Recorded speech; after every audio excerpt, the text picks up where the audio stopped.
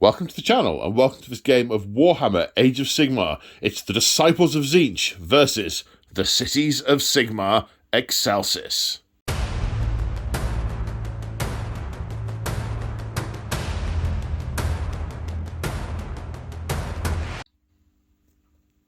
This is a very exciting day for me on the channel today.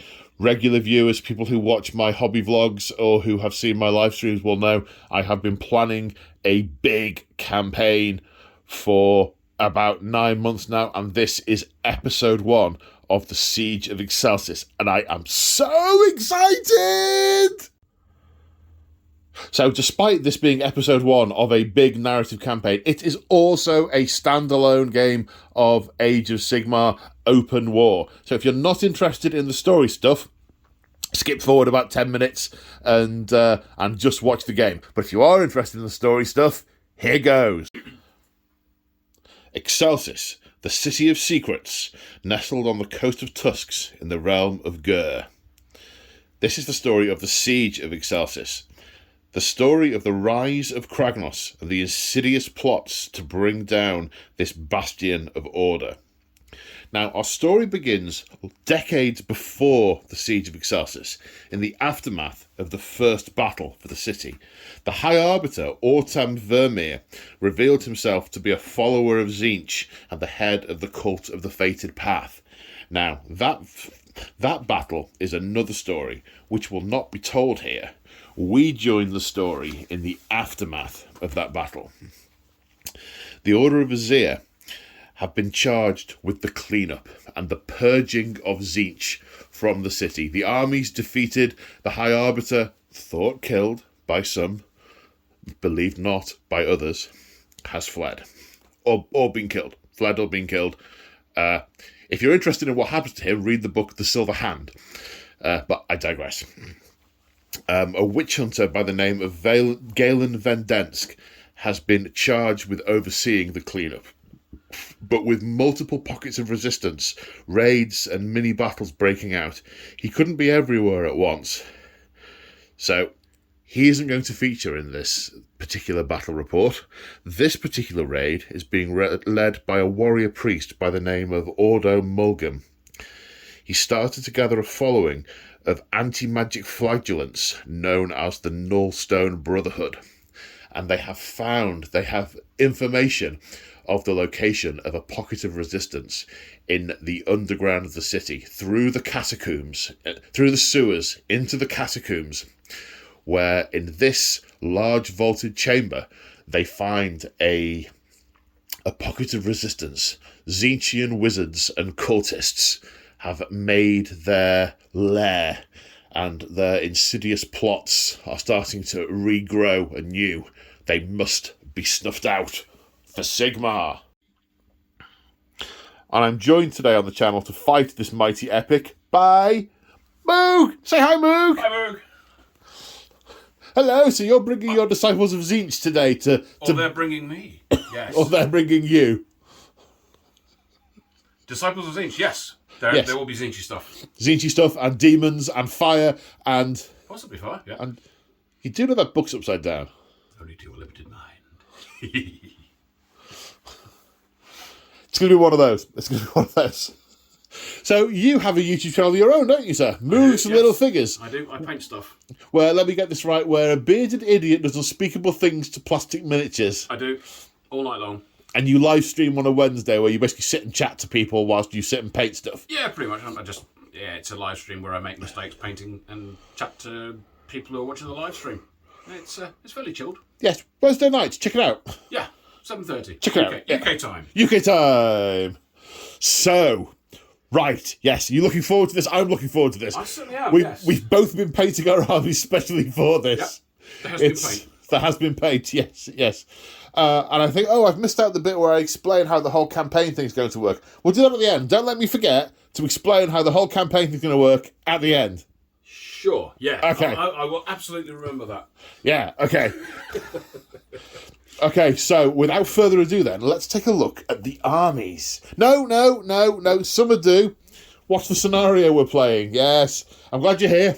Yes. helping me remember I stuff. absolutely reminded you of that. Yeah. Okay, so it's just going to be pretty straightforward. This is basically just going to be a slugfest. Yes. We're going to play deployment map 4. So each side of the board, the old traditional Dawn of War deployment as in 40k parlance.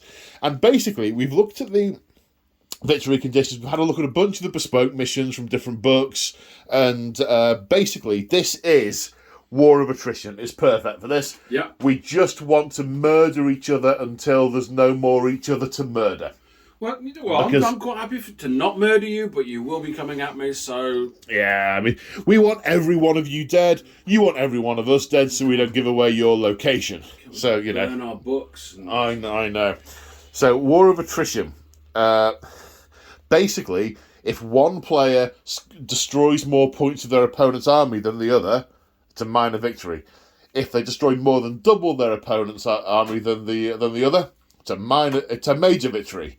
So it's kill and don't be killed. It's basically the order of the day. Yeah. So now we can go and take a look at the armies. And here we have, we didn't mention the points limit, 1,250 points of Disciples of Tzeentch. So before we look at what we've got here, there are some specific battle traits for the army to go through. So first of all, you have a summoning mechanic, don't you? I do, yes. Because all of the god-specific chaos books have a summoning mechanic. They do. And yours is tied to successfully casting spells. Successfully casting spells, or you successfully casting spells. Successfully casting spells that are successfully cast. Yeah. Well, my army is an army of magic haters, so there are no wizards in my army. So no help from you, fine. No help from me, no. Okay. So every time a spell is successfully cast, you get a point. Fate point, yes. A fate point. And then at the end of the movement phase, you can summon one unit in if you have enough fate points to do so. That is correct. Now, it's probably worth at this point mentioning your sub sub-faction thing. Yes, I've chosen the Guild of Summoning, whose sole purpose, well, we assume sole purpose, they probably have many, many other purposes, but their main purpose is to summon in 9 Lords of Change. Because if they ever do that, they think, hooray, we've achieved our goal, we win. Yeah. All kinds of magical bounty is ours. Yeah, we have one. And their thing is they can only summon... Lords of Change. Yes. They do get the first one cheap to get them hooked. Yeah. The second one is slightly cheaper, but from then on in, they're paying 30 fate points. Yeah, so, I mean, I'm anticipating somewhere in the region of 2 to 3 Lords of Change across the course of the battle. So, it's going to be interesting. Right, your other things. The Demonic Locus means that if any demon units are... Is it wholly within 12 of demon heroes? 12, yes. -1 to hit them. That is correct, yes. Okay. You also have another ability called Arcane Force or something like that. That means you can start with the end of spell in play. Spell in play. So you cannot be unbound until, I suppose, your turn. Until my turn. Yeah. Okay, so we'll talk about what that one is in a minute. And you also have, what's the ability called with the dice? Right, okay, that's Destiny dice. Destiny dice. So I roll 9 dice at the start of the battle. I set them aside as a pool, and I can use those results in place of other dice rolls. So, say if I was rolling a save, I could sub in one of the Fate 6s and make that save. And you do that before you make the roll. So, I've got to take the save, and I know it's a D6 damage weapon. Yeah. Therefore, I'm going to swap this dice and have pre-seen the outcome, and be absolutely fine. Yeah. And then I will grumble under my breath. Yeah. Why is this happening? Sigmar! Well, not Sigmar in my case, but yes. That's what I'll be saying. Well, yes. Yes. Why do you sort of glint out of existence at the point my knife should run through you? Like, Sigmar! Generic demon trolling there, I think. I'll probably be yelling that at many points throughout the course of the game. Why, Sigmar? Why? Are there any other army rules that we have forgotten? Your generic stuff? I don't think so. Nothing that's going to be particularly relevant anyway. Just a brief glance at the book. No. Okay. No. We're Nothing sorted else then. is relevant. Right, so we've covered your battle traits, your sub-faction traits. So let's look at the units we've got here. So these are 2 units of 20 Carrick Acolytes. That's right, yeah. Now, these units are wizards. Collectively, they are a wizard. As long as their unit size is above 9, they are a wizard. Right, okay. Do they have restrictions on what they can cast? Do they have their own spell? They have the one spell that they can cast, which I forget what it's called for the time being, but it increases their rend by 1. Okay, well, we'll cover that as and when we come to it. They've also got some special models in the unit. They've got a scroll, which we don't think will do much because it's to do with unbinding, isn't it? But we'll it adds 1 to the casting roll. Ah, 1 to the casting. Okay.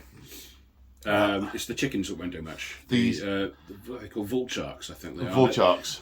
What they would ordinarily do is, if you were to cast a spell within a certain distance of me, they would deal mortal wounds or something. They would get very, very angry and start chewing. And it'd be bad for me. Yes, it would be very bad for you, but you don't have any, so they don't have any wizards. They're just pretty angry chickens. Okay, so we have those 2 units of Carrick Acolytes. Yes. Then we have a unit of 10 beautifully bright and revoltingly pink horrors. Aren't they, though? Oh, they're amazing. Green stuff, fluor paint. Fantastic stuff. Yeah, they do absolutely look the part.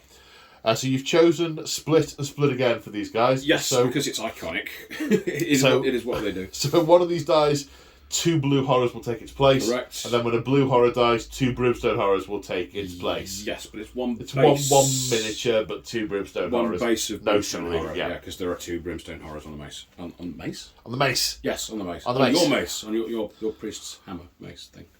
Good save. Good save. Yeah, swiftly on. So, yes. Change Caster, this guy? Change caster, yes. So he's a demon hero. He certainly is. Hero! Yep.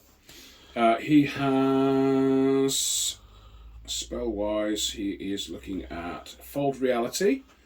Loosely, what's that do? We can do sort of details when we cast it.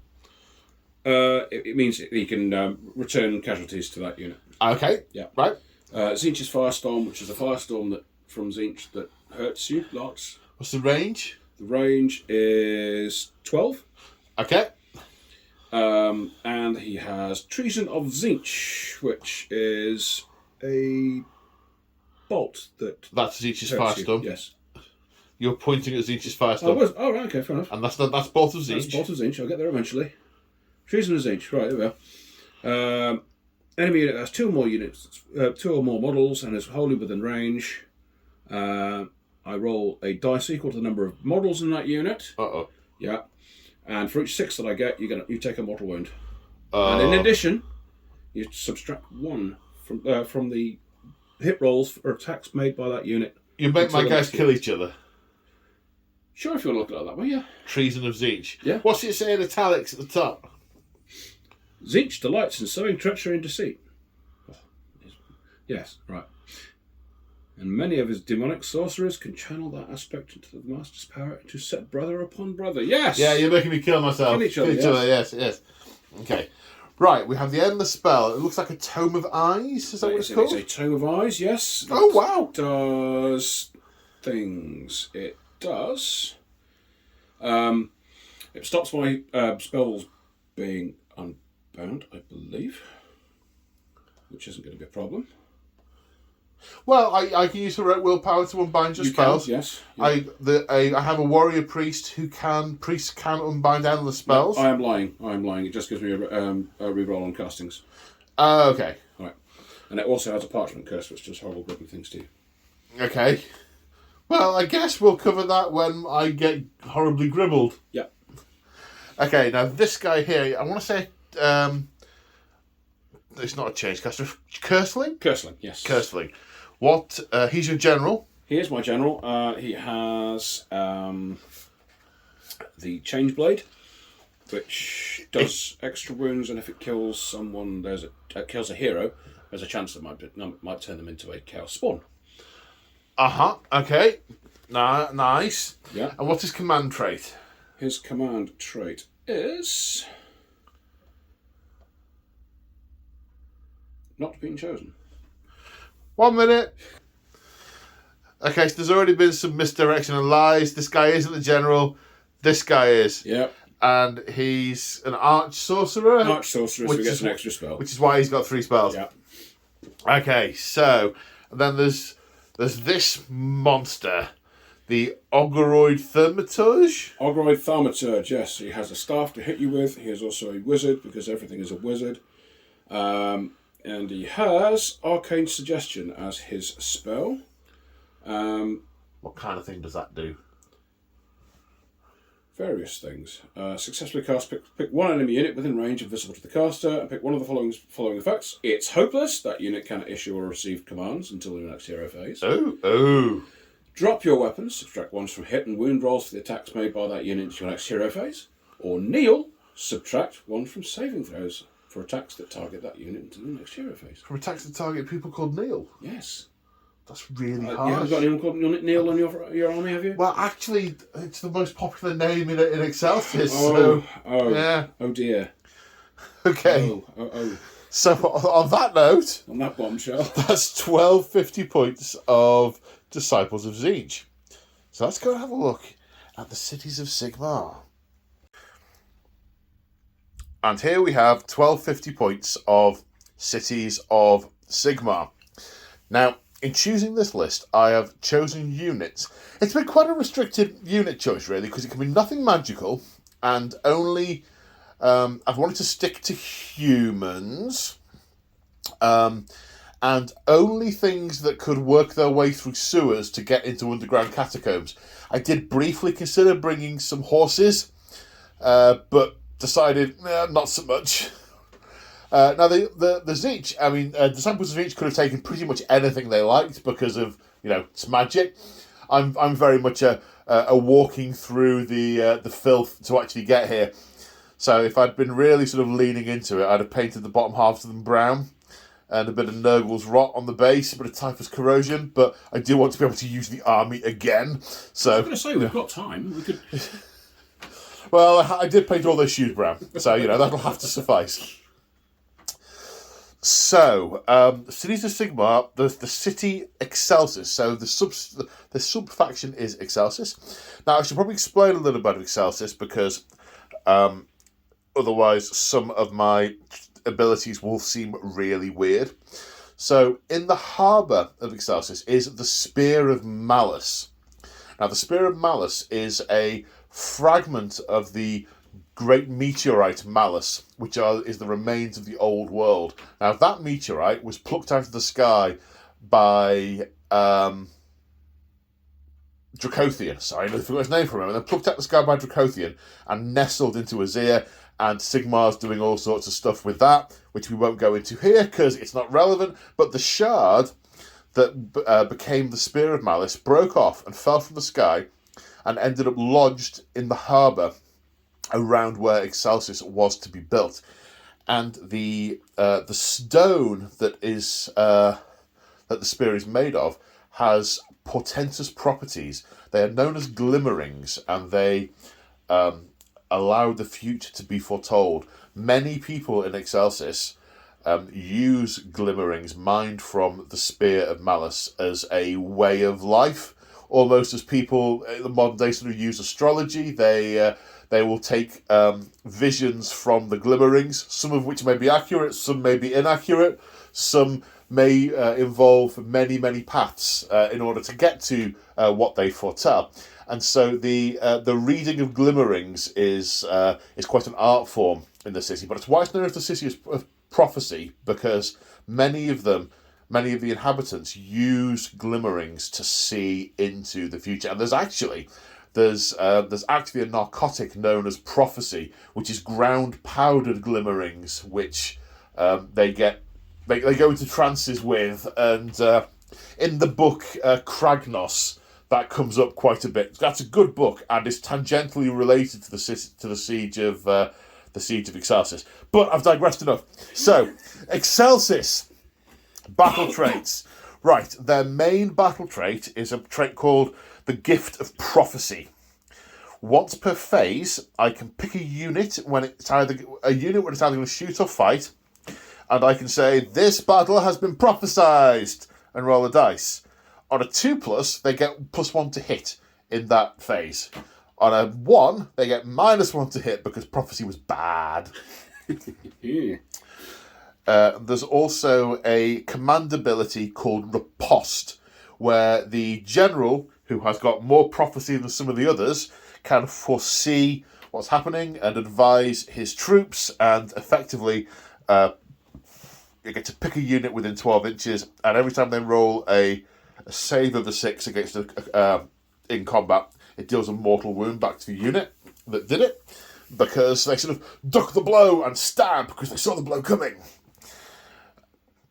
So in terms of what we're looking at here, we have a free... So there's two elements to this. There's the free guild element, or nicely ordered ranks, army, jump, jump, jump, jump, jump.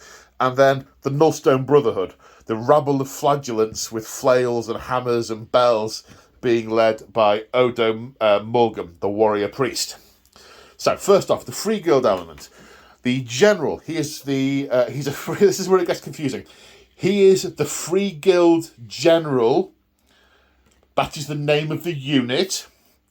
Odo Mulgan is the general of the army, so he gets the general traits. So some confusion will occur. Right. Because this mission is being led by the Nullstone Brotherhood. They're the ones who have persuaded the authorities to lend them some free guild to come and purge this particular place. So they will both call each other general, but just one of them will mean it. They won't call... I will call him general, because the piece of resin is the general of my army in this Toy Soldiers game. In character, he will call him general, and he will call him sir. Okay, that makes sense. So... it's going to be one of those games already. So, the free guild general... No. Let me get this right. I think I've got it wrong already. So, checking my notes, I already got mixed up when I wrote everything down. So, he has nothing other than what he has on his card. Odo Mulgam is the army general, and he is a cunning foe. He can retreat and charge in the same phase, and if he does... he gets +1 to hit, and enemies are subject to -1 to hit against him. Now, he is a Legends unit, so he doesn't really have very much in the way of stats. He's got a Great Hammer, which isn't really that great. An okay hammer. An okay hammer. Mm-hmm. And he doesn't have any prayers of his own, so I've given him one of the generic ones from the... He obviously has the basic ones, I think they're called Bless and Curse, the ones that everyone gets. But he's also chosen from the generic priest lore in the main rulebook. So he has Curse. That felt kind of appropriate for him. He picks an enemy unit within 9 inches. Every time there's a roll to hit against that unit that's a 6, it does a mortal wound in addition to other damage. Ooh, pretty. So if he can curse something, then they can get clobbered a lot. Yep. That should be quite good. He also has... That's right, so that's what he's got. He does have something. He has a Glimmering, which is his artifact of power. Once per game, he can choose the result of an attack, save, run roll, charge, wound roll before it happens. So the kind of the prophecy stuff that we've got is kind of Tzeentchian. Well, this was what I was thinking. Well, I can understand, based on what you've explained, why Tzeentch chose here. Yes. Mm-hmm. Definitely. So in terms of units, we have some Nullstone Brotherhood. So we have a unit of 20 flagellants.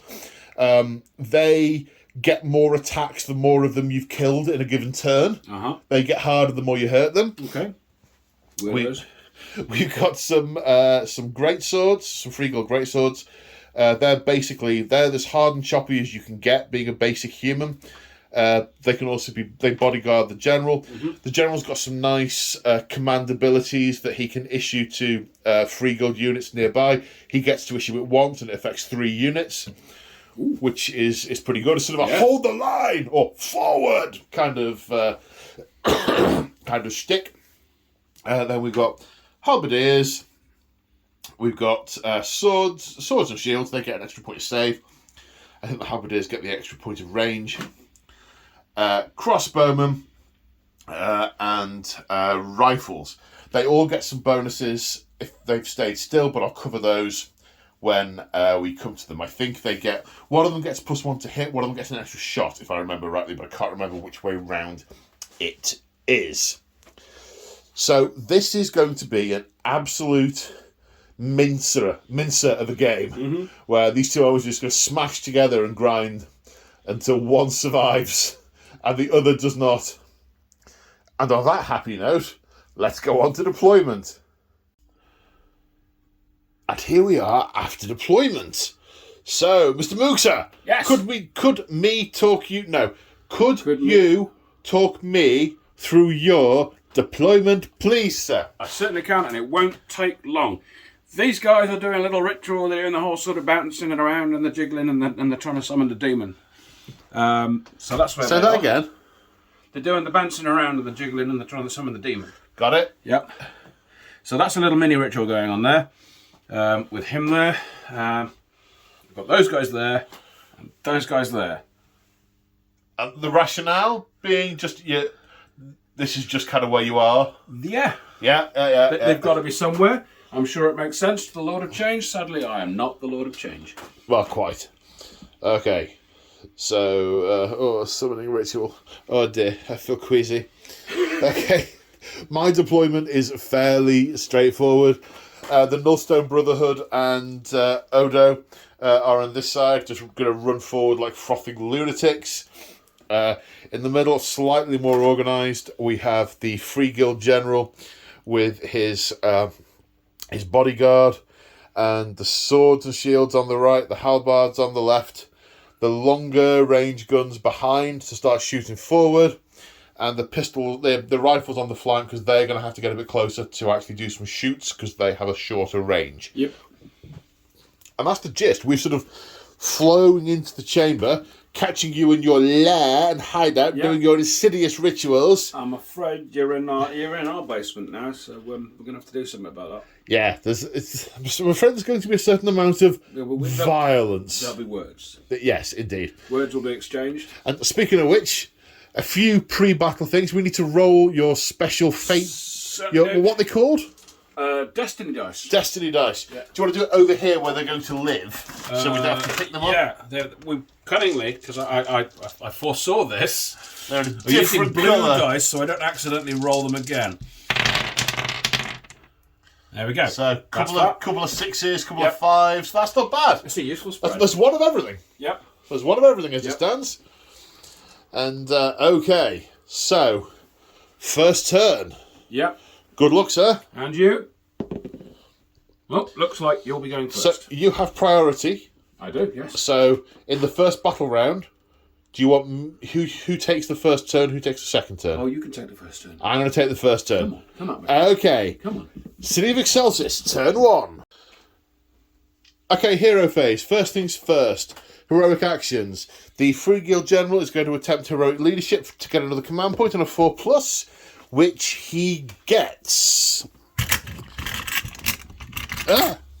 Cha-ching. And your heroic action, sir? I'm going to do exactly the same. Using With the Chase Caster. Yeah. Okay, 4+. Yeah. They get foreseen. They get a command point for only for use on him. That'll go at the end of this turn, not the end of the battle round. Yeah.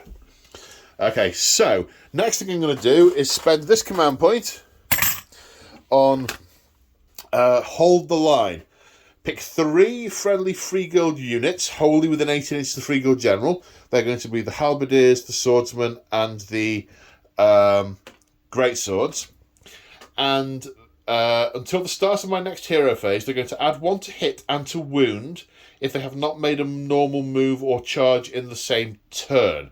So basically, I'm going to run them up the battlefield and then wait to be charged. Because then, in his turn, I will get the bonuses because I haven't moved in that turn. We're going to move forward and then we're going to hold the line. Now, prayers. We are going to attempt to incant Bless, which will work on a 4+, which works. Which we will play on the Flagellants because they are wholly within 12 inches. Oh no, just within, not wholly within. Oh no, wholly within. They have a ward save of 6 until my next hero phase. Oh, bless them. Yes, well, exactly. Precisely. And on to movement. So the end of the movement phase looks remarkably similar to deployment, except a little bit further forward. Yes. The flagellants have run, as has Odo Mulgan. We have had running all through the centre, the greatswords and the swordsman into that gap. The crossbowman following up afterwards. There wasn't a realistic way I could really do much shooting this turn. I did toy with the idea of advancing maximum over there to be in 18-inch range to next turn to be able to stand and get the extra shoots, but I would be danger close to those acolytes, and that's their job. So a little bit more caution from them, less so from those guys. As I'm moving things around, I've realised I am quite restricted from an order point of view. I've only got the one hero, but with the exception... even the flagellants do have their own champion, so I think I'm probably okay from that point of view for the minute. So they've only walked, and then when these start getting closer, then we'll start to do stuff. I did debate what to do with the crossbowmen, because they have got a solid block of Free Guild... a Free Guild guard to shoot through there, and I don't think they can particularly shoot through them, but just discussing what might happen if they were unleashing hell, and these guys are probably really well drilled to be able to take a knee behind their shields whilst the crossbowmen fire over, and then resume standing before the enemy actually smack into them. That's probably how these guys operate quite a lot most of the time anyway, and there is a general there barking orders at them, so that seemed to fit. But there's nothing in shooting range at the moment that hasn't run, with the exception of this unit only walked in the end, and he moved normally, whilst the Free Guild handguns only have a range of 16, not 18, so I got that wrong. The long rifle, which is on the marksman, has a long rifle which can use the crack shot here rule, which means it can pick out characters without the lookouts rule being in effect. So he has a 30-inch range, one shot against the Curseling, hitting on a 4. That is a 4. That is a 4. Winning on a 3. Yes, rend of 1. Friend of 1. So what's his thingy? His save is a 3, so I'm saving on a 4. That is Yes. more than a 4.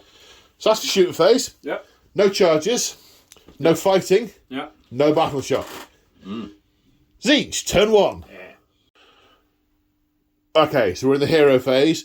Something's telling me, as a faction, Disciples of Tzeentch have long hero phases. Yep. So, heroic actions. First off, the Curseling used heroic leadership and generated a command point out of thin air. Quantitative easing for command points. Yep. The Free Guild General is using heroic willpower, so he will get to unbind 1 spell. Yep. I am not going to be able to unbind the Endless spell with Odo Morgan, as it is not within line of sight, hidden as it is behind that pillar. Yep. Oh, I don't know if we said on camera. We discussed it earlier, so I'll just reiterate it now. This is a vaulted ceiling, so we can go over any of them. These are small internal walls. We can go over any of them, except for these 2, which are effectively structural pillars that go right up to the top, so we can't fly over them with units that can fly, or see over them even if we could. We can't sort of stand on here to see over that. Okay, so we've done heroic actions, and we are now on to spells. Are we going to go left to right? My left? Your left, yeah. My left fine. to right? Yeah, okay. He's going with Shield of Fate. Okay. Which is casting value of 6. Which is cast on an 8. What's that do? That, depending on the number of Destiny dice I have, yes, gives me a... Well, effectively boils down to a 5-up save. 5-up ward. Ward on what unit? That unit. Okay, so this unit now has a 5-up ward. They do. Because you have 9 destiny dice. Yep. If you had fewer destiny dice, would it be a lesser ward or a greater ward? Once you get down to about 1 to 3 destiny dice, it's a lesser ward. It would be a 6 ward. Ah, right. Okay. Yeah. So it decreases. Okay, Yeah. so they have With a the 5+ 9, they do have ward. an extra thing on the ward, but it won't have any bearing on this battle. Right. Okay. Yeah, the ability to ignore endless spells is not going to come into it with the anti-magic squad over here. Not unless I get Larry with my own spells now. No, quite. So, what's next? These guys are going to cast their Gestalt Sorcery, which gives them a point of rend. Casting value 6. Easy. Casting a 9. For reference, I am waiting till I see quite a low number before I try and do my unbinding. Same again with these guys. Yep. Yep. Yeah, that's not low. No. So they're both +1. They've got +1 rend now. Correct, yes. Okay. Mystic Shield on him. Mystic Shield. Yep, okay. 6. I'm going to attempt... Am I actually going to end up hurting him this turn? No, I'm going to wait to see what Changecaster does. You may have your Mystic Shield, sir. Well, okay, I'm going to... Mystic Shield again! Oh, so for reference, we discussed this earlier. As far as we're concerned, Tzeentchian armies can cast Arcane Bolt and Mystic Shield as many times as they like. I'm just as happy to cast Arcane Bolt. No. So is this with the Changecaster? Yeah, it is. There's one of his 3. No! That is a But I failure. can reroll. And that's because of the Tome of Eyes that lets you reroll? Yes. Okay. 7. Is that just one reroll? Or is it like you just reroll one Yes, spell? it's just the reroll, I think. Okay. Okay. And he's got 2 more spells to cast, does he? Or just the one? Well, I could cast Arcane Bolt, I guess. Let's do that. Why not? We might as well hold it. Yeah. On a 6. 6, yeah. I will attempt to unbind the Arcane Bolt, which I do on a 10. And is that all of your spell casting? Or is there more? Depends if I want to cast Arcane Bolt a 3rd time. Not on the same unit. Yeah, alright then. Yeah, that's fine. Yeah, that's it. Oh, you could cast... Sorry, you've already cast Mystic Shield on him and Arcane Bolt on him. That's right, so he's cast 2 in total, hasn't he? Yes, that's right. And you don't have a 3rd that you want to cast. Yeah. Okie dokie. Right then, that's the end of the hero phase. And 5 or 6 fate points was that? 1, 2, 3, 4, 5, 6 fate points. 6 fate points, right. Okay, so at the end of your second movement phase, the Lord of Change will undoubtedly be turning up. But you've got to bear in mind, though, that it can't come in within 9 of me. It has to be within 12 of a hero. Uh-huh. So don't be rushing out to the front line to meet me with all your heroes. That wasn't the plan. Damn. Tzeentch, movement. Movement phase.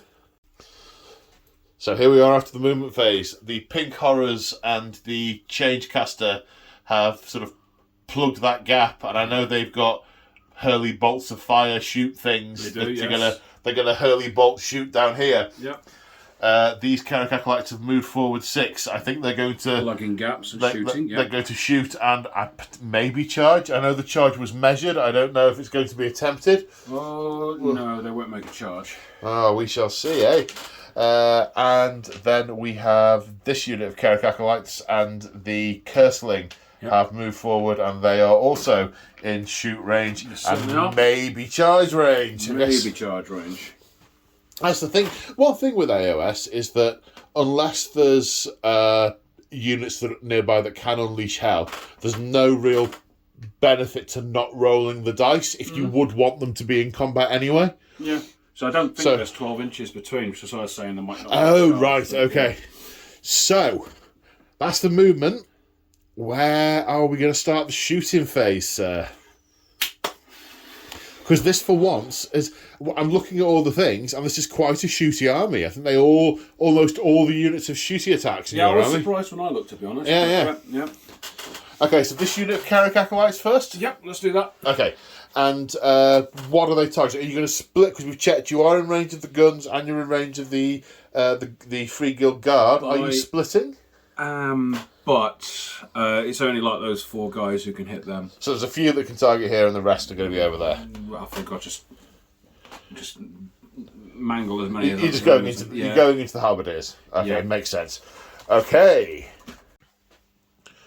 So the Carrick Acolytes have Sorcerer's Bolt. They do. 1 attack, 4s to hit, 3s to wound, no rend. Although, because you got your spell off in the hero phase, That's right, Gestalt Sorcery. Yeah. Gestalt Sorcery, they are now 1 rend with their Sorcerer's Bolt. Yeah, we thought it was melee, but we It's wondered only whether it was the both, Sorcerer's but it is Bolt, yeah. only the Sorcerer's Bolt. Yeah. So you're hitting on 4s, hitting on wounding on 4s, 3s. winning on 3s. Okay. I did consider all-out defence, but decided against it because I think I'll need the command points to stop them running off later. And winning on Amazing. 3s. A few wounds there. Okay, so what's that? 5. Okay. Could you move? I can. Thank you. There we are. 5 at -1, so saves of 6. 2 saves. 3 are killed. And the Curseling is going to use Hurled Arcade Energy. D6 attacks Yeah. D6 attacks. for 4. Hitting on 3s, wounded on 3s, rend of 1. Yeah. Damage 1. Damage 1. Yes, that's a good point. I should have asked you damage earlier. Yep. 2 hits. 1 wound. Save for 6. No. Another dead guard. Okay, then these acolytes are firing Sorcerer's Bolts again. Yep. Which unit are they firing at? Great swords. Don't like great swords. They're firing at the Great Swords. Okay, we are all out defending with the Great Swords, so our save goes up to 3. Yep. Okay, roll. So where are we rolling? Are we rolling? It's easy to roll over here. There's no units that I can knock over. There's less leaning over the table. Yeah. Right, 4s. 4s. Not great. Looks better than last time, Yeah, bud. it does look better actually. Looks better than average. In fact, more than Oops. No, that was. Yeah, that was- right. Yeah. it's more than half. So that was something. It was something. Yes, I saw. Right. I saw it unfold. Yeah. 3s. Nope. Oh no! That's a lot of them. Right, how many is that? That is 6, 9. 9. 9. How portentous? 1, 2, 3, 4, 5, 6, 7, 8, 9. Okay, so my save goes up to 3 because of all-out defence, Yes. then back down to 4 because of the rend of 1. Saves of 4. So I fail 5. Gosh, they're quite armed with those. 5 things, of they are. 5 of the great swords die. That is suboptimal. Oh, A grievous blow struck to those great swords. They are halved in strength. We thought there would be more shooting. I thought there would be more shooting, Yeah. but it turns out the pink horrors only have a range of 12, so they are not going to be shooting this turn. no. So we have we do have a charge. We do. With these Carrick Acolytes are 12 inches away. Yes. There is no benefit in not. Well, I suppose there's no benefit in trying the charge because it's not like 40k where you attempt the charge and I overwatch you even though you're not going to get in. Mm-hmm. If you get in, I will then unleash hell upon you. But that'd happen whether you were 3 inches away or 12 inches away. It would, yeah. Yeah. So 12-inch charge. Yeah. Best of luck. Right. You have command points left to fritter away. Are you going to forward to victory for 1 command point? For a reroll? Do you know what? I might as well. Well, you've got 3 unspent. You've literally nothing else to spend them on. No. Okay. Which brings us to the end of the battle round. Well, not quite. It brings us to the battle shock phase. I have 2 command points to spend. So I am going to use an Aspiring Presence over there and Aspiring Presence over here. Does what? So pass your battle shock test. Oh, okay. Right. If we'd got into combat, I'd have been using them on all-out attack, all-out defence, other things, but they've been whipped up into a Sigmar-esque frenzy, and as yet, these casualties have not been enough to break them, because their unit leaders are still going, come on, forward, we can do it. Nothing gets people killed quite like zealotry. Sigmar! So that's the end of battle round 1. Yeah. We now need to roll for the priority for battle round 2. Go. Good luck, sir. Oh. I think I'll have the first turn in this battle round. Do you? I do. I mean, you don't have to. I know, and You could let me come forward and shoot you a little bit more. I mean, I could, but I feel We like don't even need to come forward at this point. I mean, Just shoot you a little bit more. I feel like the game would end pretty quickly if I did that. So, well, I mean, come on. so on reflection, I think I'm going to have City of Excelsis, turn 2. Okay, hero phase.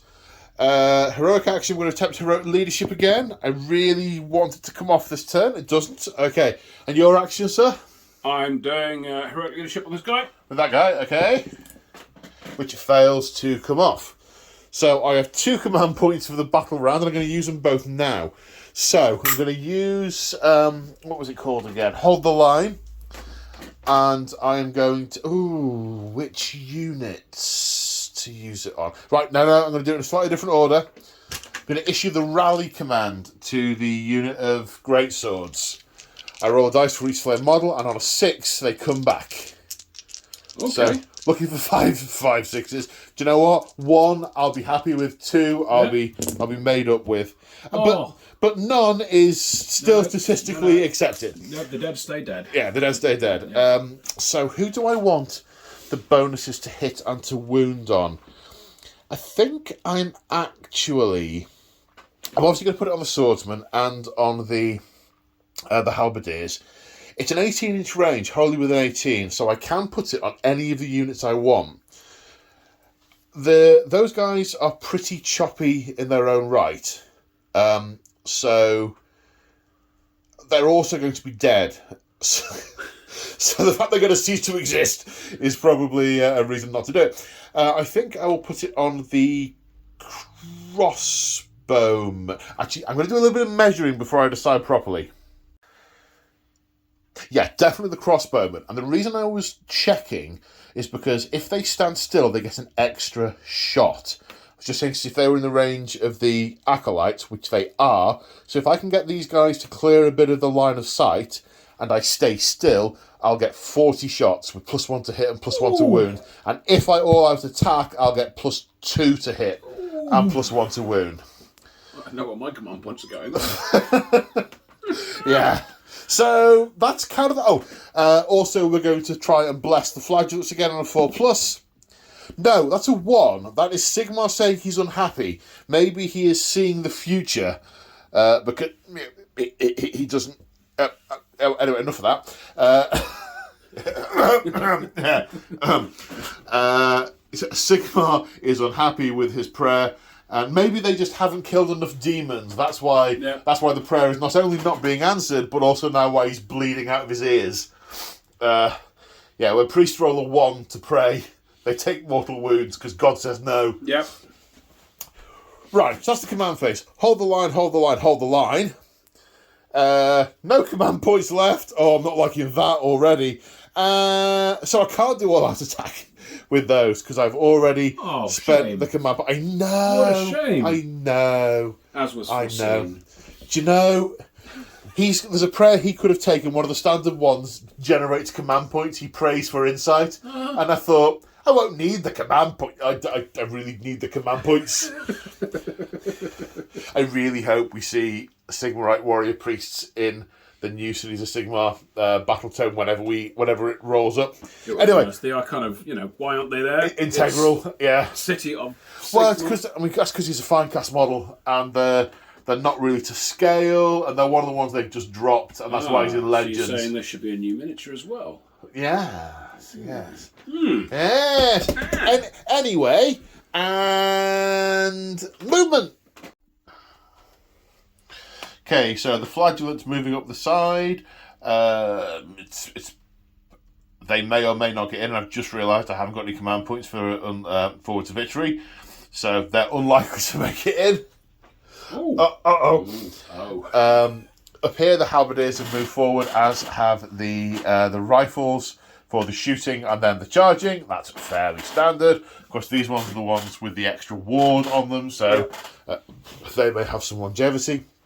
I've had to decide what to do here, because obviously the Free Guild General is ordering the crossbows to fight, so he's got them to order the path cleared as the charges the charges going. The greatsword's moving forward as well. Now, I could have, if I was being really gamey, made this very narrow so that absolutely every model could have line of sight to shoot. But that feels kind of gamey, so I've elected not to do that. I could have moved some of the models to one end to enable them to shoot, but then the unit would have moved, and I would lose the benefit. Yeah. So as it stands, we are only shooting with 13 models. But 13 models is still more than none. So, that's good. So that's the movement all explained. So we are going into the shooting.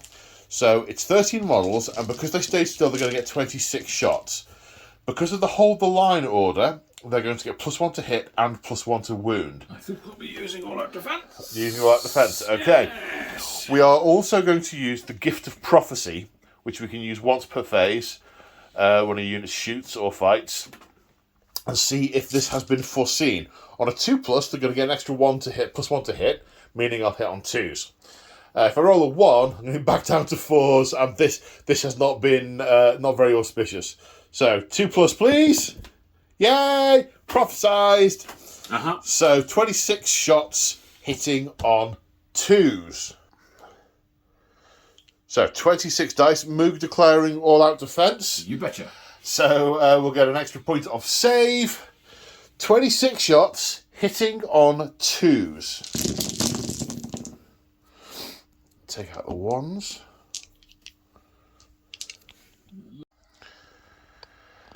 And so free guild crossbows are normally 3s to wound, but because of the hold the line order, they are 2s to wound. I mean, there's a whole 14 attacks I didn't get to fire because, roleplay reasons. So wounding on 2s. I don't like your crossbow. Wow. So A whole lot of saves. now starting to feel a little bad. That is 20 saves. Now there's no rend, and you all out defended, so your regular 5+ save Turns into a 4+. turns into a 4+. And Carrick Acolytes have a ward save of 6. They do, yes. So 20 attacks, saving on 4s. Whoop. 11 fails. But 9 saves. But 9 saves. Auspicious, sir! Auspicious. Ward saves of 6+ on the 11 saves. 10, 11, yep. Come on, you 6s. 4. Yep, that'll do. 4. So 11 minus 4 is 7. 7 dead. 7 dead. And then over here we have the Free Guild Handgunners are going to shoot at these Carrick Acolytes. Now these have the better ward save. They do, yeah. The marksman is going to take his shot at the Curseling Stop it. at the back. So 19 handgun shots at the other regular Carrick Acolytes. They did move, so they don't get their staying still bonus. So 19 shots hitting on 4s. Ooh. And then wounding on 3s. So that is 7 saves. Please throw at rend 1, because these are guns that fire bullets. Okay, so that's 7 6s, please. Yes, regular save is 5 up. Rend 1 is 6s. No, 7 fails, but you have got the 5+ ward on these guys because of the Shield of Fate. 5s, please. 1, 2, 3, so 4 dead. 4 dead. Yep. And the marksman is going to hit the Curseling on a 4+. No, he's not. Charge phase time. We have charges across the line. Flagellants need a 9. A 9. That's a 7. 0 command points for the reroll. Oh no! Oh dear! So the flagellating is going to be a problem. Oh. Hang on. I know they've got something. Please listen to some hold music. Oh no, that's if they make a successful charge. No successful charge. Wah, wah. Wah, wah. Now these guys get +1 to charge because they have a musician. So they get 6 to be within half an inch. I don't like the sound of this. Wah, wah. So they needed a 7. So the great swords also have a musician, so they get +1. 9, 10, they're in. So the great swords are going to make it in. And then we're going to try the Free Guild General as well. He, of course, won't get +1, as 6 does not cut it. He's obviously intended to hand back and charge with them because they need more bolstering than those guys. And they've sort of stayed still. He's like, what? And the grey swords have run off. Yep. And follow me, boys. I'm right behind you. Oh, dear. And the halbards also getting a +1. Dude. Oh, my word. Wow. They needed a 6, did they? I think they needed a 6. Let me just measure that. Yeah, that's a 6. It's certainly not a 4.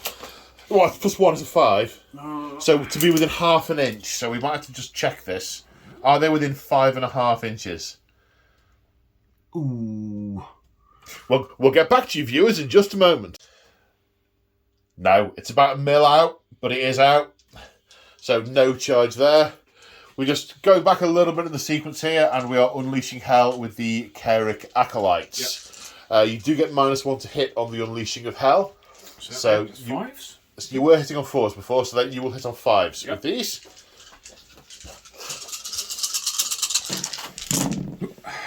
There's a hit. That's a hit. That's a hit. So 4 hits. Yep. These wound on 3s. 3 wounds. Rend -1, so they will save on 5s. 1 save, 2 die. That's a chunk that I'm not going to hit you. So only 3 of the great swords remaining as we go into the fight phase. Now the great swords, if they are within 18 inches of a hero, a free guild hero, which he is, they get an extra +1 to hit. 2 attacks each, plus an extra 1 for the champion. He is the one with the biggest feather. That is why he is in charge. And ranks, yes. And Luke and I were just discussing, I completely forgot that the general could have used his glimmering to predict the result of the charge in order to be able to make it in.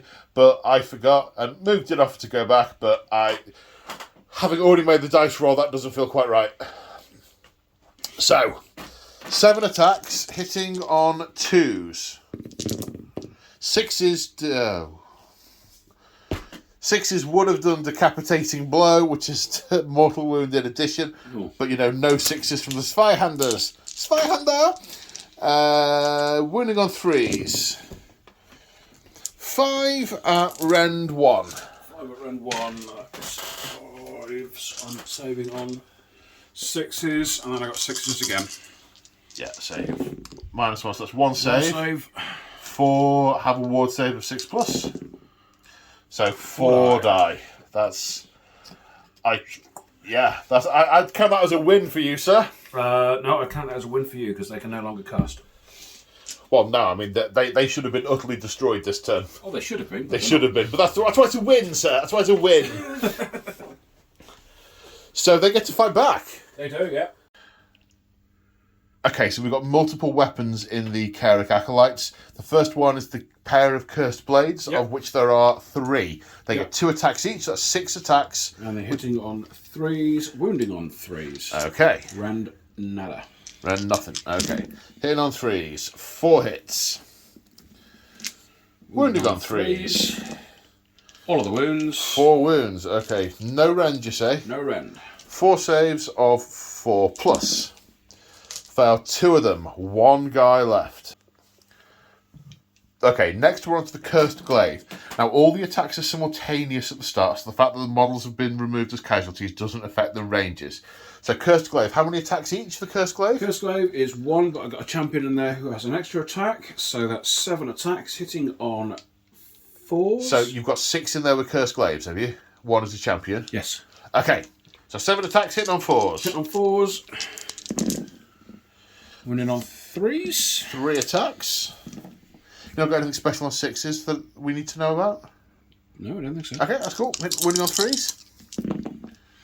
Yep. 2. Rend? Rend is -1 and they do 2 damage each. Okay, so 2 saves of 5+ or die.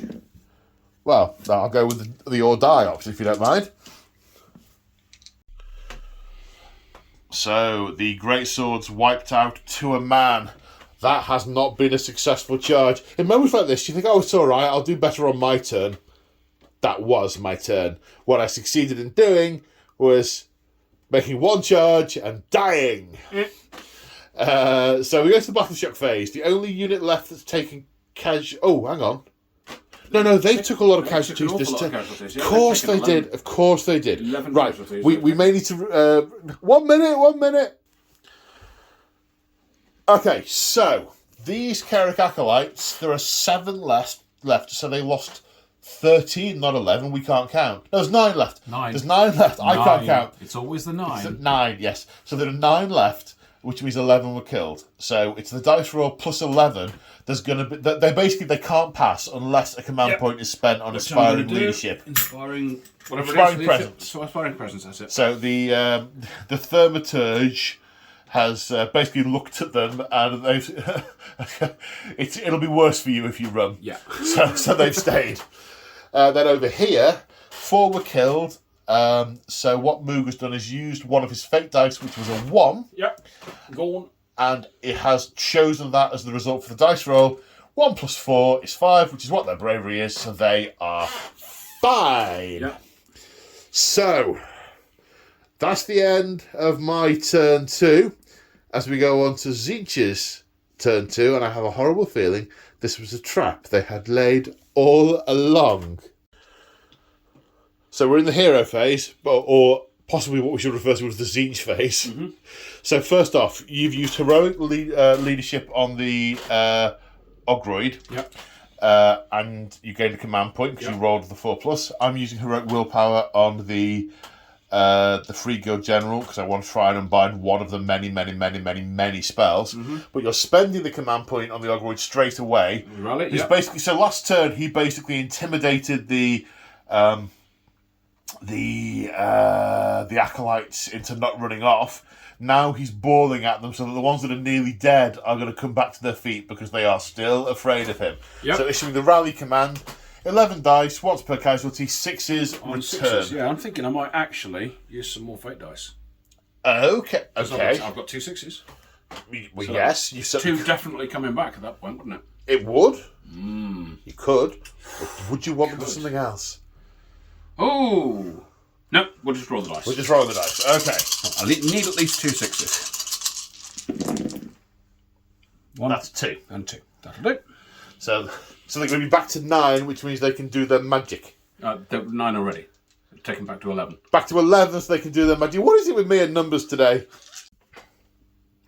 And 2 acolytes returning, invigored by the magic from the Ogroid, or, gathering up their organs and clutching them to themselves for fear of their immortal souls. I feel happy. Okay, so the Curseling is casting. First thing he's going for is Shield of Fates, which is the cast on a 6 for the 5+ cast on it. ward. Cast on a 6, yep. That goes. That's got is 12 a miscast? No, it's only double 1 that's a miscast in AOS. Yeah. Not double 6. So they have a 5+ ward. They do. Then he's casting. He's casting Mystic Shield on himself.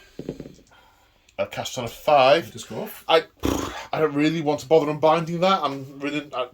That's not going to be top of my list of priorities. Sure. Yeah. Okay. You don't have to pick the target before you cast a spell, by the way. You just have to roll it and then pick it. Oh, okay. So you'd have to spend time deliberating, I think, is the but thing. I've done my deliberations. Okay. Oh, they're casting... Oh, yes, yeah, they're casting the Gestalt Sorcery. Yeah, which is... Not that. Yes, I can reroll. Was it a 6? No, I get the +1 for the... the parchment. Parchment, yeah. So that's cast on a 6. Yep. Do I want to unbind that? They're about to shoot my halberdiers. They really are. No, I think I'm more concerned about what's happening right in front of me. Okay.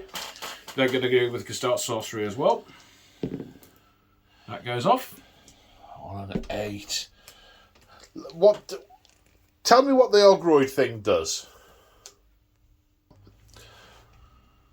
Okay, so Moog's just talked me through the options on the Ogroid, and I've decided not to unbind the Gestalt sorcery, because the Ogroid can either do a D6 damage thing to me, or he can do a debuff that does horrible things to my units. Yep. So I'm going to wait to see what the Ogroid does.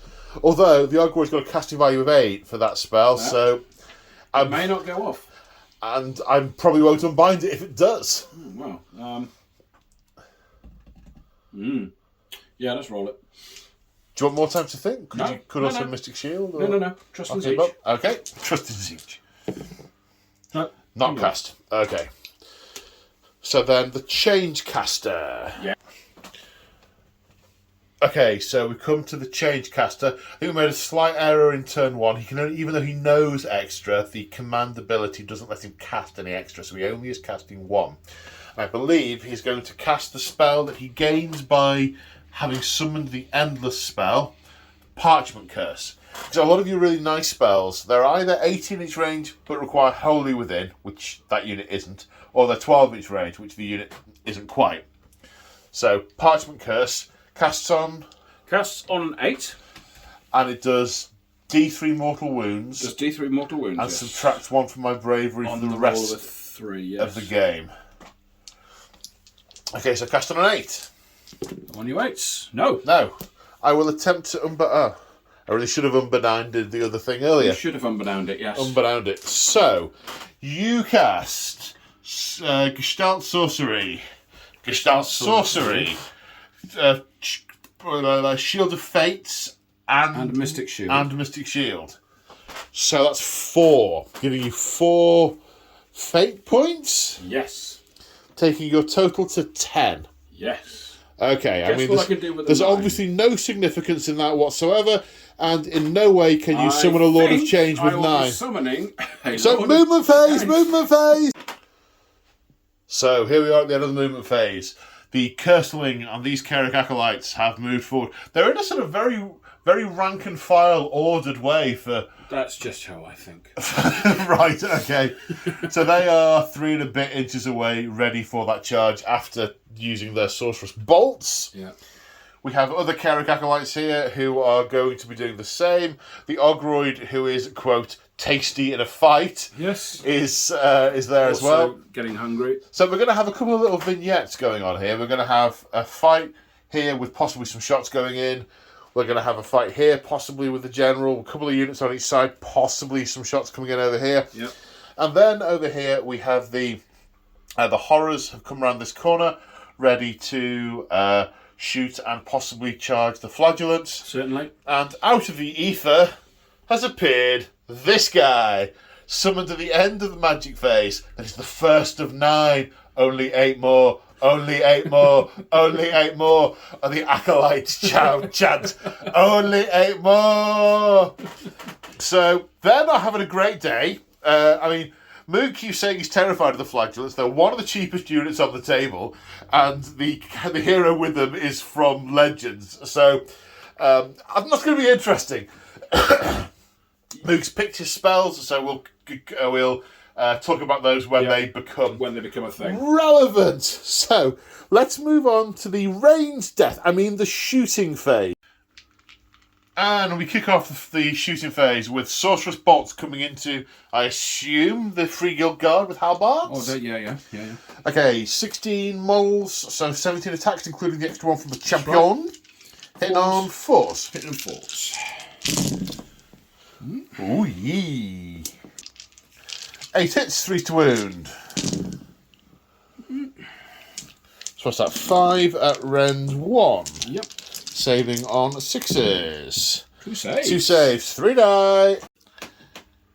And the Curseling hurls his arcane energy with the weapon hurled arcane energy at them and unfortunately killed nothing further. Yep. We now have 12 shots doing the same thing into this unit of Free Guild Guard. Yes. Okay, no not the general. Oh, sorry, I assumed you were doing the general. Are you going to the general? No, that would be rude. No, that's the threat. Okay. That's the threat. I just assumed. So what's that? That's 4s, isn't it? Yes, that's 5 hits. 3 wounds. Ooh. So 3 saves at -1. They have a 4+, so we'll save on 5s. 3 die. Yeah. Now the pink horrors are hurling their... I didn't ask you what it was called. It's called Magical Flames. They're hurling their magical flames at the flagellants. Yep. Now, these all have the same profile, but the number of shots vary depending on whether it's iridescent, blue, etc. Yeah. So the pinks have 3 shots each, and the iridescent has 6. Yep. For a total of 33 shots, hitting on 5. You could go all-out attack if you want to with your command point. And actually, it's probably worth quickly checking to see if the Lord of Change does anything by being stood next to them. Let's check that. So we've just had a check of both the Lord of Change and the Change Caster to see if they buff them by their presence. None of them seem to do anything like that. Okay, so 36 shots, hitting on 5s. Meep. Hashtag meep. yeah, go, we're going. Right, okay. 15 hits, winning on 4s. Ooh, you might be all right. Oh, you say that. How many is that? 7. 7 dead. Then the Change Caster also has some kind of arcane flames. Yep. He has 3 attacks, but he's 4s and 4s and -1. Yeah, One hit. hit. Mine 4 to wound. Nope. No. That's chaos for you. The Lord of Change, on the other hand, what's his stick called? His stick is called the Staff of... it's a Rod of Sorcery. 18-inch range, 2d6 attacks, 3s, -1 round So damage. 2d6 shots. Yep. So let's see. 2. The magic is both waxing and waning. Well, he's just got here. He's just got here. He's not got into a stride. He yet. wasn't packed properly. No. 3s. Just got out of the bath, you know? No. Okay, so I've only lost 7 in that unit. Right, that's not so bad. Could be worse. Right then, do you need to think about where you're charging, or do you already know? I think I'm pretty clear. Okay, where are we starting then? Let's go down here first. Okay. Some dice. Right, Current Acolytes are in. 9. Well, humour me and move the Korok Acolytes before we move the Change Caster. Okay. Because there's a thing, they get a free Unleash Hell, you see, so there's a thing, you don't want me unleashing hell on the fake, on the Curseling. No, I don't. Yeah, sometimes it doesn't really matter the order you do things. Sometimes it can make a bit of a difference. So, the Free Guild Handgunners get to unleash hell for free. They've ended the charge move within 6 inches, so I can shoot at them. It's -1 to shoot at them because it's unleashing hell. However, because I did not move in the preceding movement phase, i.e. Moog's movement phase, I get +1 to hit. So that cancels out. So I'm going to hit on 4s with 19 dice. The sharpshooter, can't sharply shoot, but is a different profile, so we'll roll him separately. So 19 hitting on 4s. Oof. And wounding on 3s.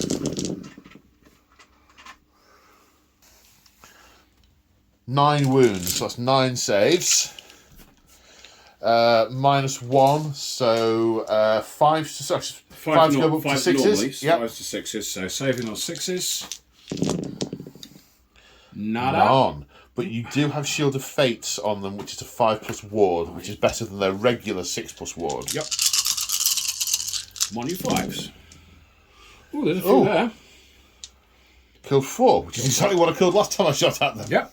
However, the sharpshooter will hit on a 4. No, he won't. Yes, he will. Winning on a 3. Yes, -1. Save the 6. No. That's cocked, mate. You got to roll that again. Nope. It's 5. Now it's 2 damage. So 2 ward saves of 5+. So No. 1 dies. Another 1 dies. So that's 6 in total then. That's better. Pleased with that. A mass volley of rifles obliterating this wing of the charge. Them not wanting to shoot through their own men. Now the Curseling is going to charge. Yep, he is indeed. Alright, you're considering the use of dice. I am considering the use of dice. 1 moment, caller. So there are some Tzeentch shenanigans going on here. Yep. What are you using? You're using a 5 and a 6, or is it 2 6s? 2 6s to make the 12-inch charge. Yep. To get into the Free Guild General. Interesting. Now the Ogward Thaumaturge is charging. Da-da-da! 6. 6, yeah, I'll get him in. That'll get him in. Yep, that got him in. The Acolytes. 11. All day long. And they smash into the front of the Free Guild Guard. The crossbowmen too far adrift to be able to unleash hell upon them. Mm-hmm. Almost like it planned it. Almost. Then over here, what we got? Who's charging what? Lord of Change is going first. Lord of Change. 8. 8. Not going to cut it. 4 to victory. Yeah. I mean, we haven't even mentioned how much you need. We haven't. I don't think 8's going to do it. That looks like 11 or 12 to me. It does, doesn't it? Yeah. Well, it's going to be at least 9, isn't it? Has to be, and I've taken casualties from the front because you were killing me. Yeah, so that's not him. So are you going to re-roll that with a command point or not? You only have 1. Do I want to re-roll that? No, it's fine. I won't re-roll that. Okay. And the Horrors. Horrors. Yeah, I'm not... 3. I was going to say, I'd really like it if you failed over here. That'd be just super for me. It would, wouldn't it? And I'm not happy about that. So you go 4 to victory. 7. Is 7 enough? Da-da-da! Yeah. And the Pink Horrors have made it in. Moog very much doing to me what I had intended to do to him last turn. So, you have got 1, 2, 3, 4, 5 units a fighting. Which one are you going to activate first? That's a difficult decision because I kind of want to do that. Yeah. But I also kind of want to do that. And I'm guessing you also kind of want to do this, and you kind of want to do that. Yeah, there's a lot of thinking going on. Yeah. I think we're going to need a coffee break. And Moog has elected to go first with the Curseling. Yep. Basically, in an attempt to stab the Free Guild General with the Sword of Change and turn him into a Chaos Spawn. Yep, that's the plan. So first off, you've got the Staff of Tzeentch. Staff of Tzeentch. Funnily enough. Which is D6 attacks. Just D6 attacks, yep. For 5. These are 4s and 4s. 4s and 4s, yes. No rend, 1 damage. You watch him die to this. No, there we go. 3. 4s. 1 wound. 1 wound. No rend, was it? No rend. Okay, save up.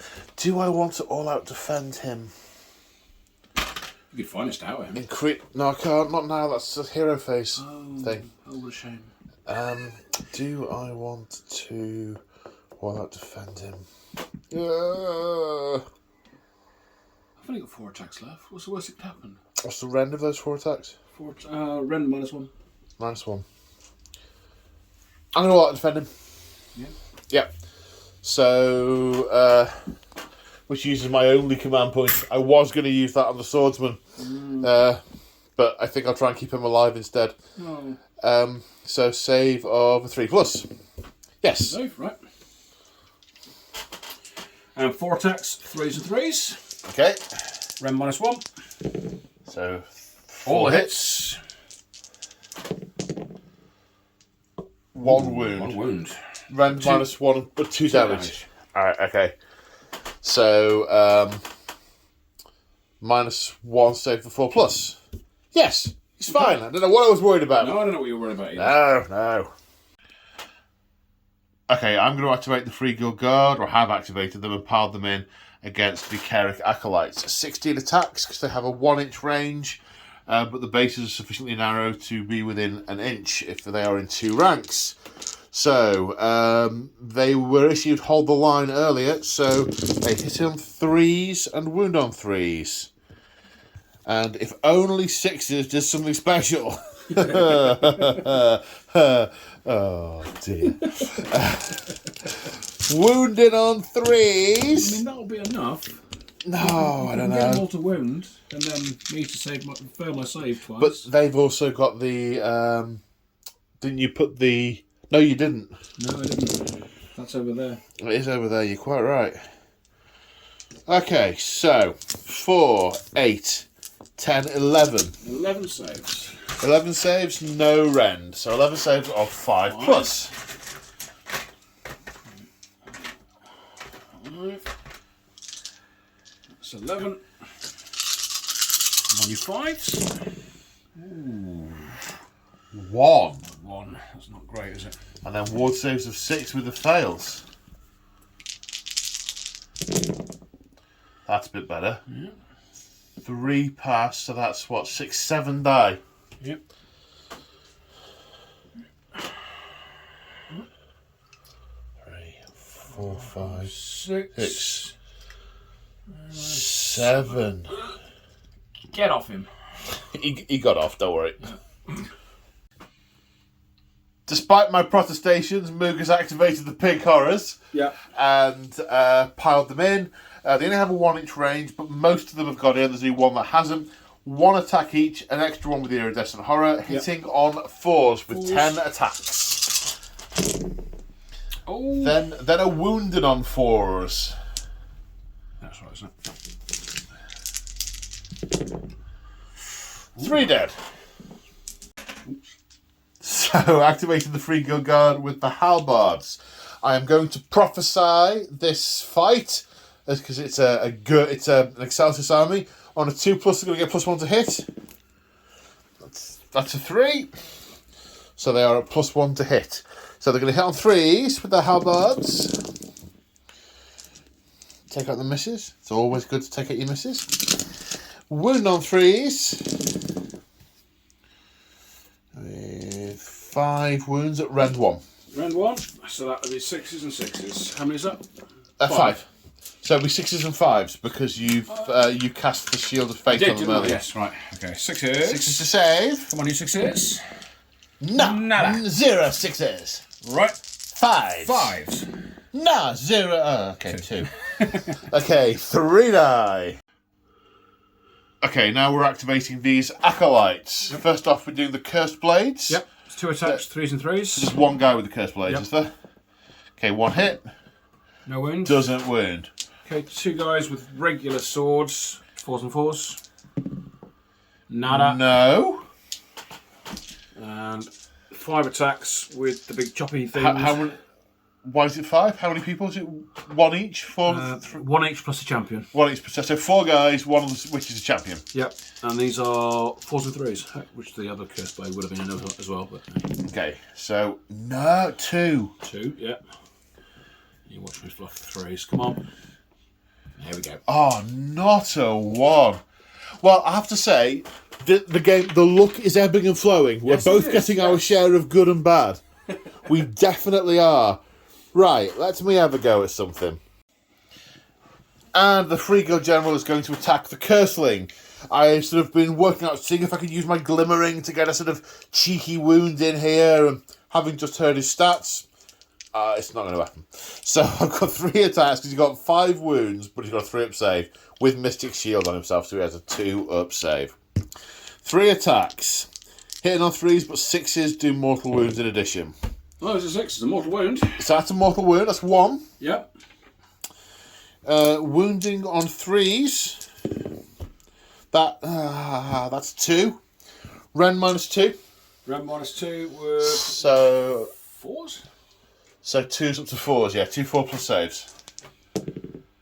Where's 1? 1. Okay, and D3 damage for 3. So he's taken 4 wounds. Ouchie. Got 1 left. So he's taken 4. We count up, of course. Oh yeah. 4. We haven't used many dice yet because nearly everything on the table is a 1 wound thing. Yes. I mean, that guy's going to skew the average, but everything else. Okay, do you know where you're going next, sir? Yes. It's the Ogroid, who from here is hiding behind a wall. And I'm like, oh, he's not hiding. No. He still exists. That's a shame. So the Ogroid has 3 attacks. He has 3 forms of attack. 3 forms of attack. What's he got? What's the first one? Great horns. He has 2 of them. Okay. He's going to stick him in you. 3s and 3s. 2 hits. 2 hits. 1 wound. Save. Rend -2. Rend -2. So 6-up save. No, that kills 1. Damage 3. That kills 3. That kills 1. That kills 3. And then. And then. Bloody special prize. Thaumaturge Staff has 3 attacks, 3s and 3s, rend -1, damage T3. Okay. Whoop. 1 hit. 1 hit. Winning on a 3. Yep, that wounds. Minus. -1. -1. Save for 5. No. D3. 3. For 3.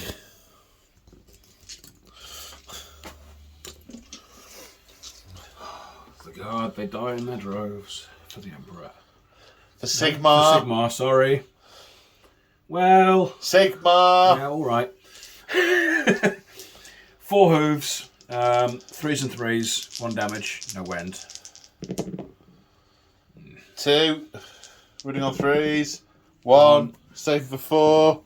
Yes! Finally. Yes. Okay, 6 die. Ow! So the flagellants leap forward to purge these filthy demons. So flagellants are a bit weird rules-wise. They start off with 2 attacks each. Depending on how many of the unit, as it were, have died this turn, and bearing in mind you shot me a lot. I did. The Glorious Martyrs rule means they get more attacks. Mm-hmm. So for 5 or more have been killed, which means they all gain 2 attacks each. They have 4 attacks per model. Mm-hmm. Now they get all sorts of extra rules if you've charged with them, but I haven't. No, so I'm using their base stats, which is hitting on 5s, wounding on 4s, which isn't great, but 40 dice kind of makes up for that. Yeah. Hitting on 5s. Also, no command points to do the thing with it. That is a lot of 1s. I can see a sea of 1s. So, we have a total of 6 hits. Wounding on 4s. 3 saves. 3 saves of... No rend. No rend? No rend. 5s. 3 saves of 5 plus. 2 down. Kill 2. Kill 2. And pop. And pop. Pop.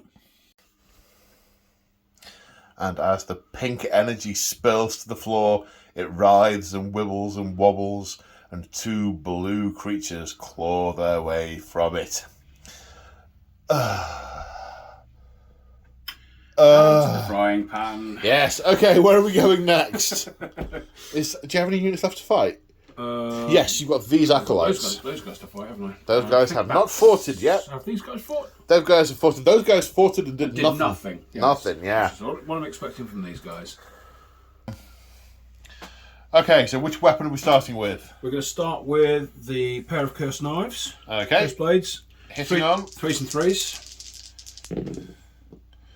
2. 2. 1. Rend. No. 4.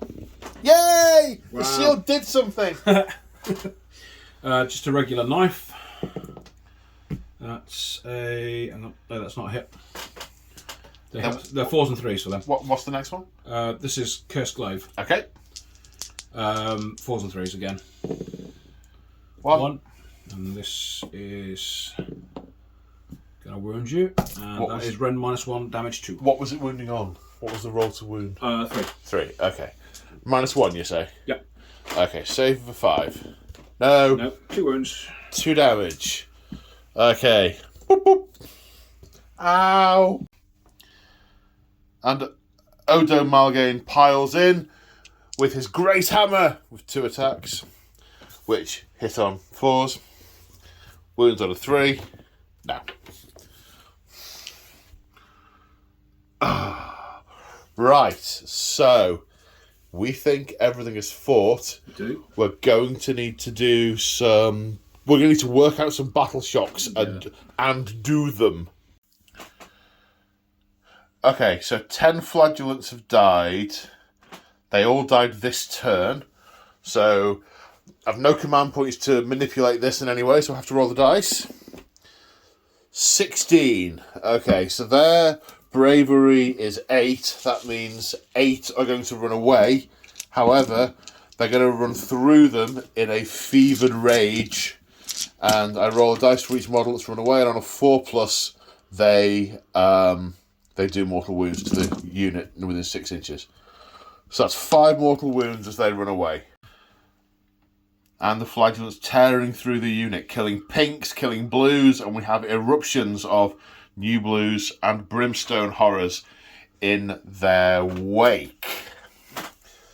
So, coming over here, the Carrick Acolytes lost 7. They did.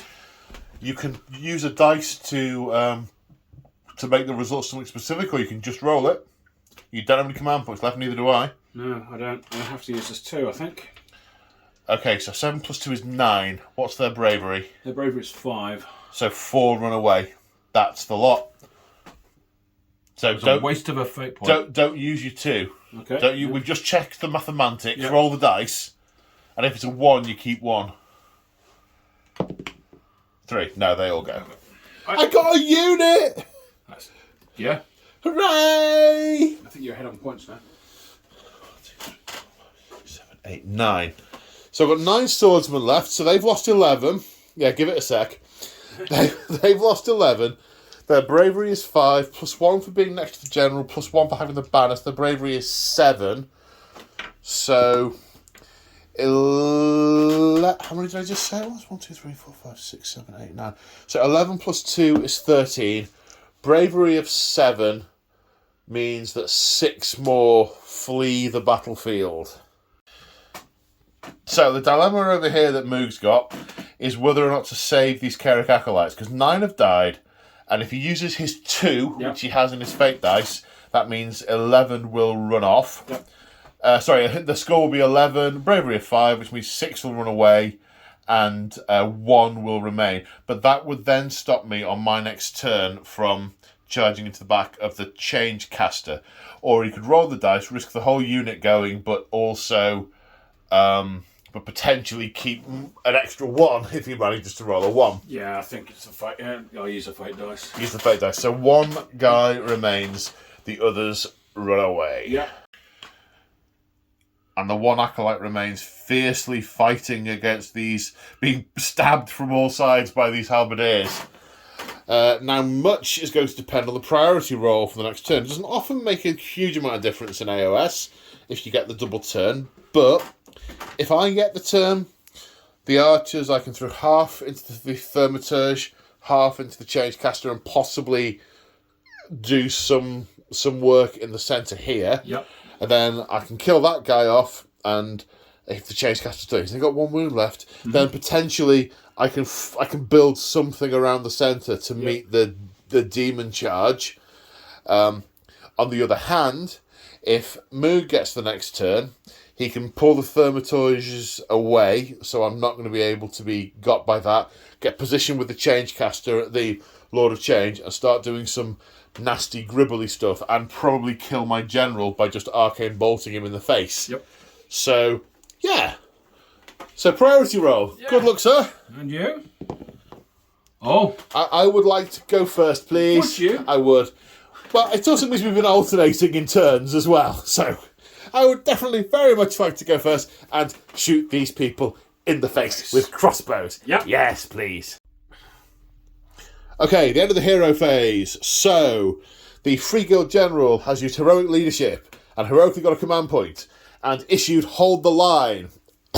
There's definitely a theme going on here. Mm-hmm. It's definitely his thing. It's a Free Guild thing, most definitely. No, hold, stop advancing, hold! The one that's on a griffin gives you a charging one. The idea is he holds the line and the other one charges forward. Putting it on the halberdiers, what's left of the swordsman, who I would love to rally, but I can't because of the Ogroid, and the crossbowman.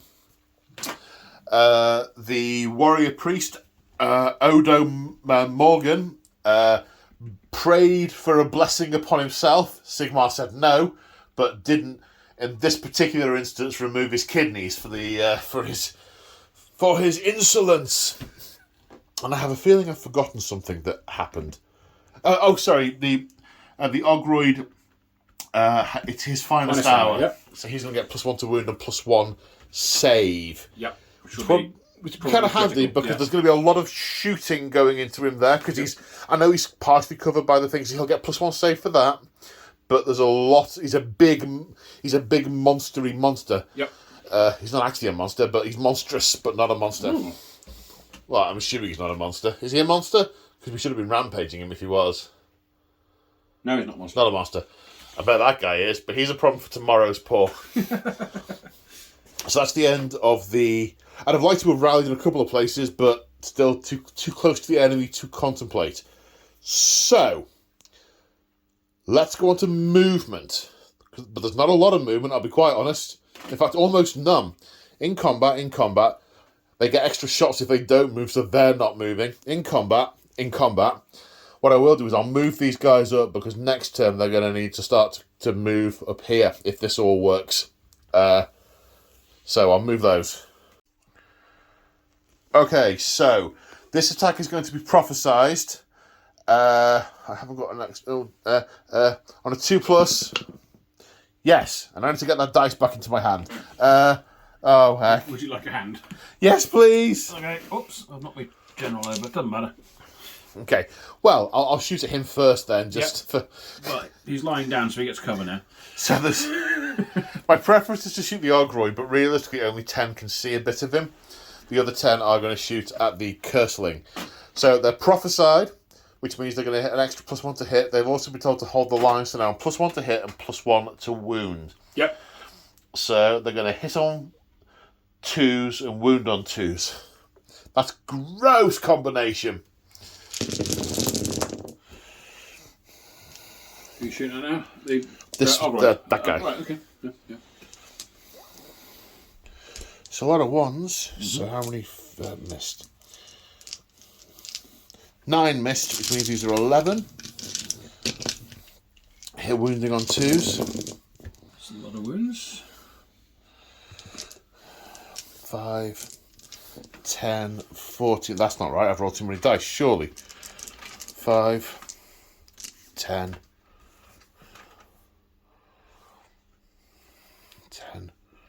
15. Yeah. How many have I rolled? I've rolled 25. So let's take out 5 of the hits.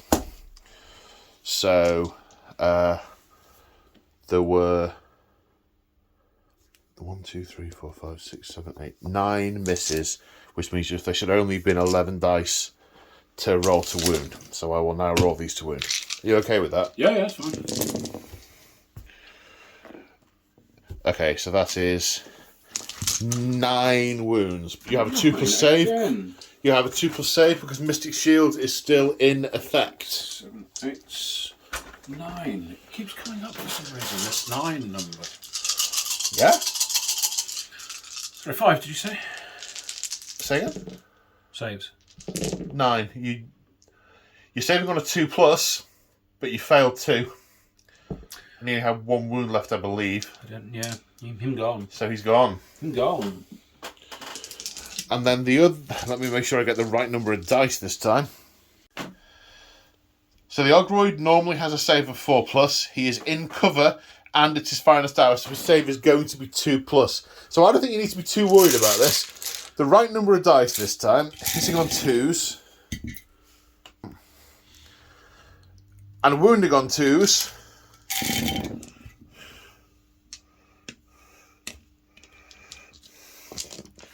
4, 5, 6, 7, 8, 9, 10 saves of 2+. 2+ saves, 9 there.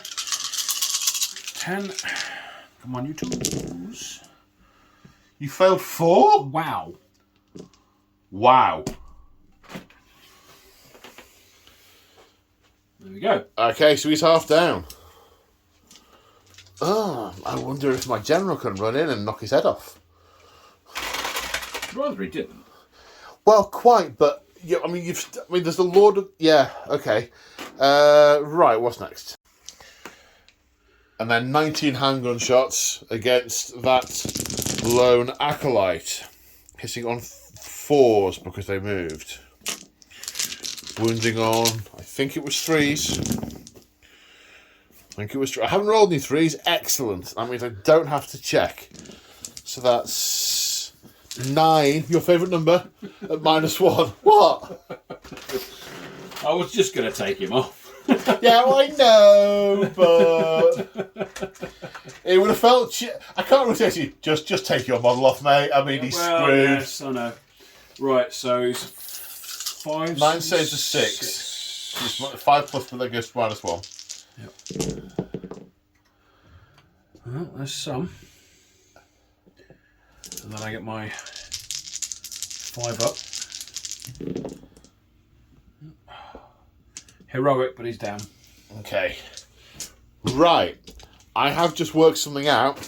So we took 11 Carrick Acolytes off there. Did you do your ward saves at any point for those? Oh, you did, didn't you? Yeah, I did. Sorry. I thought for a minute we'd forgotten your ward saves. But we didn't. Okay, so that's the shooting done.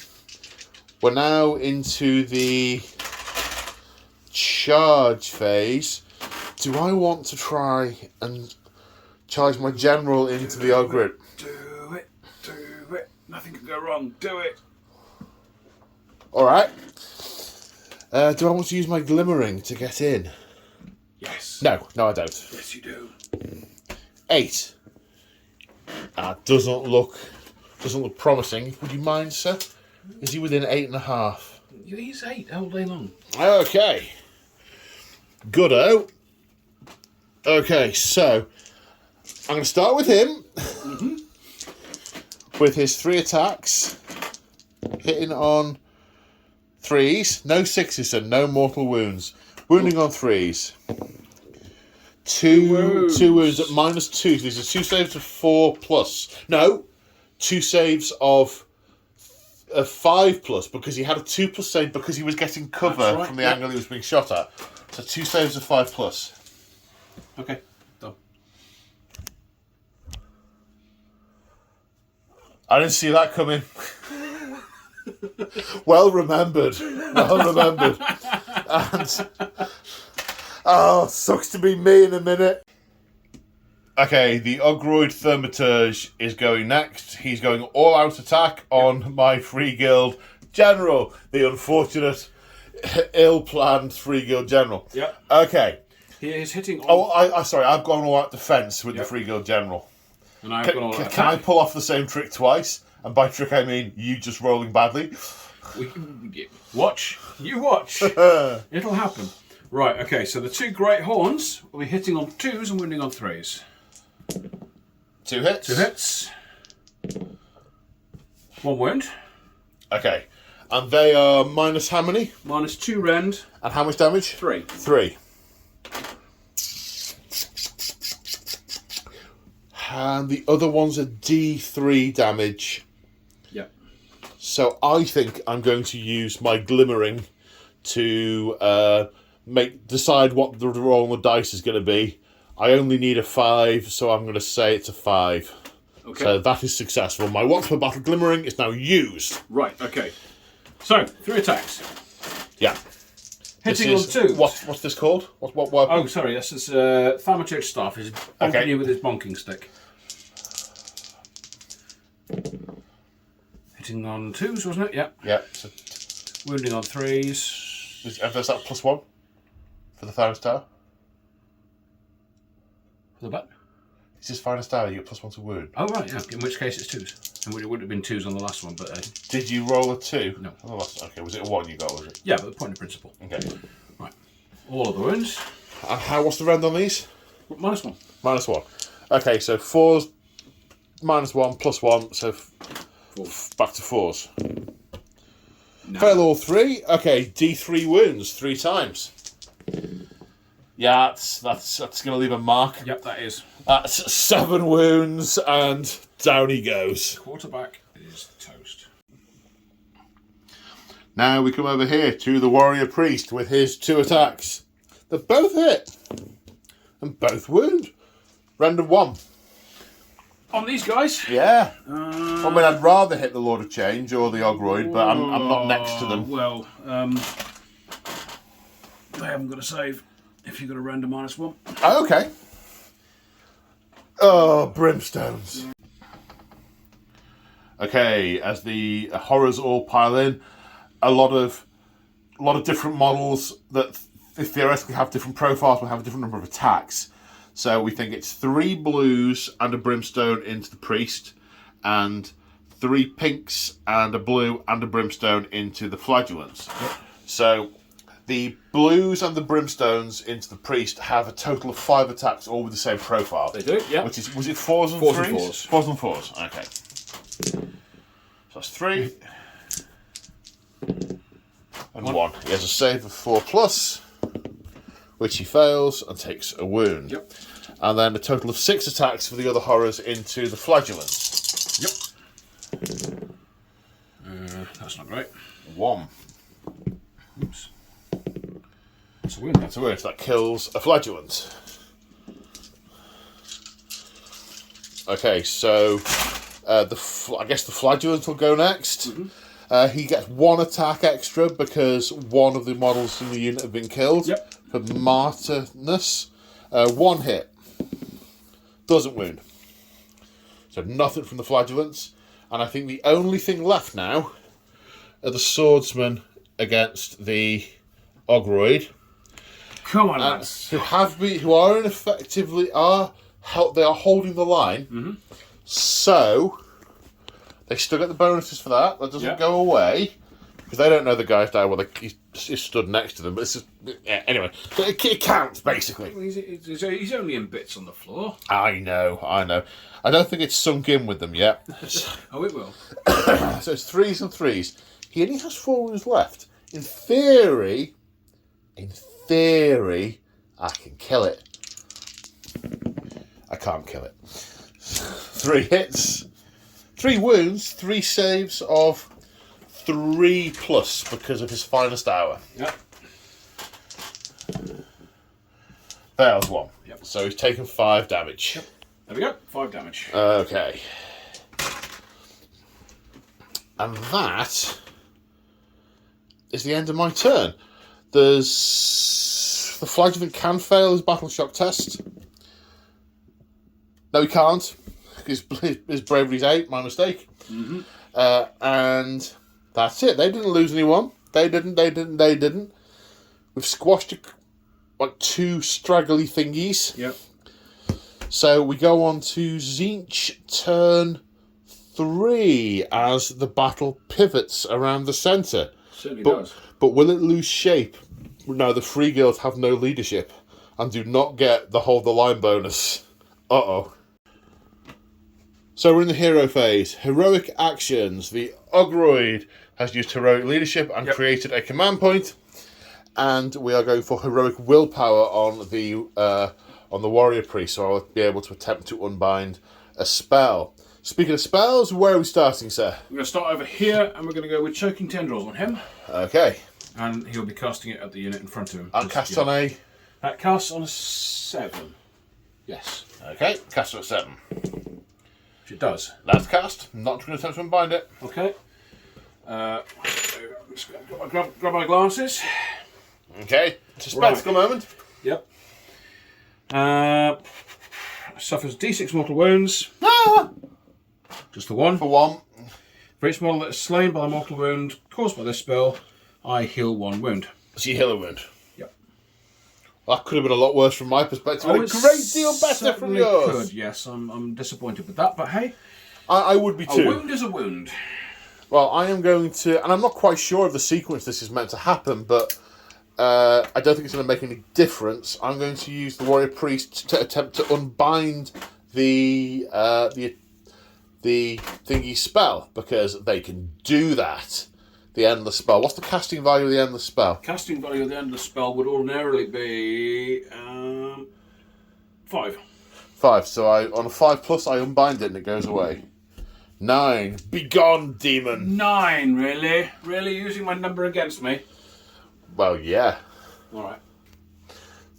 So that's gone. Yep, that is indeed gone.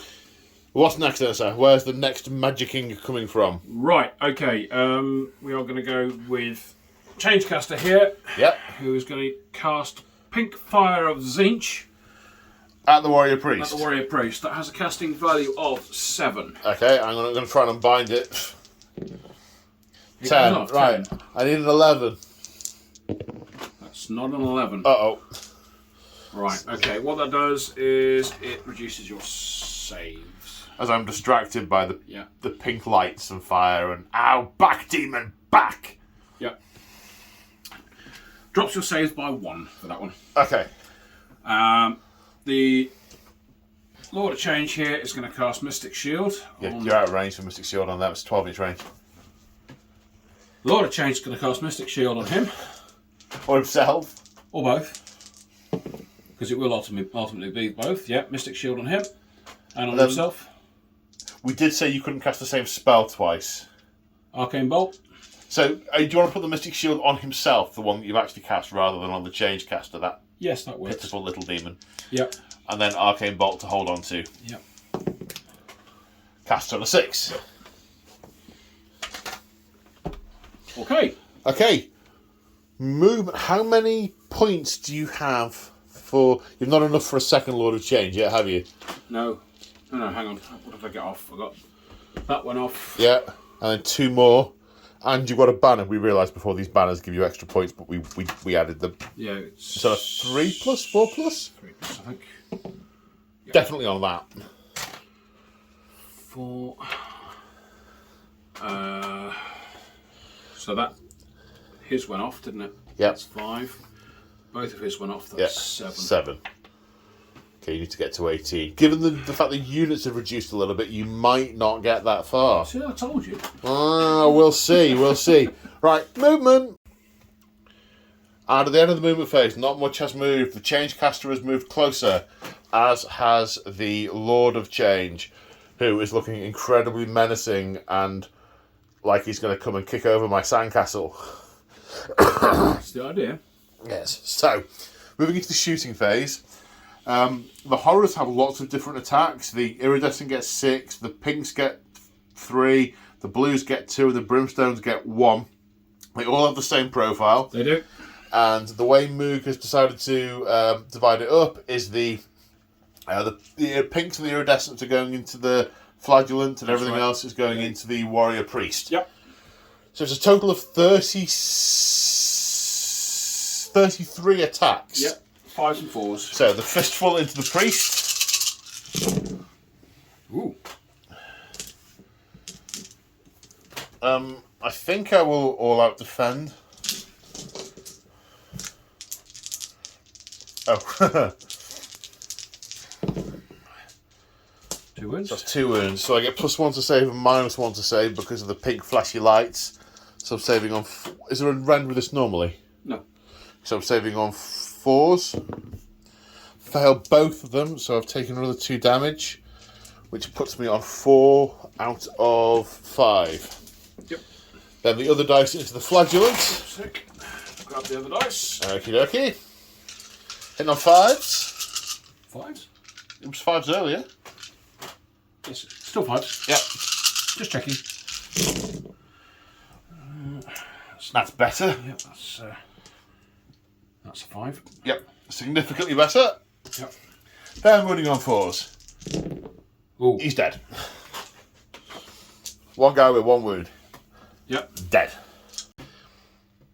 And the Lord of Change is going to use his Rod of Sorcery to shoot at the crossbowman. I can't imagine why. Well, because I'm scared of them. Yeah, fair. There's 18-inch range, 2d6 shots. Yep. Considerably better than what you rolled last time. Yep. So 8 shots, hitting on 3s, wounding on 3s, -1 rend. That's 5 hits.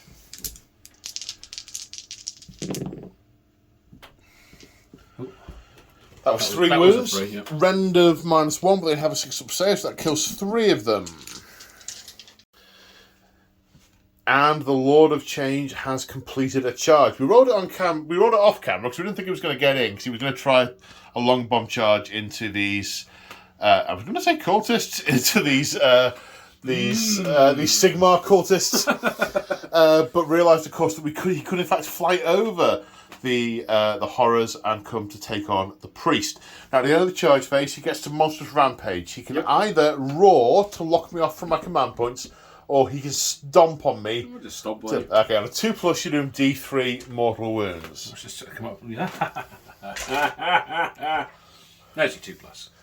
On a 2+, okay, so you do D3 mortal wounds. Just the one? For 1 mortal wound.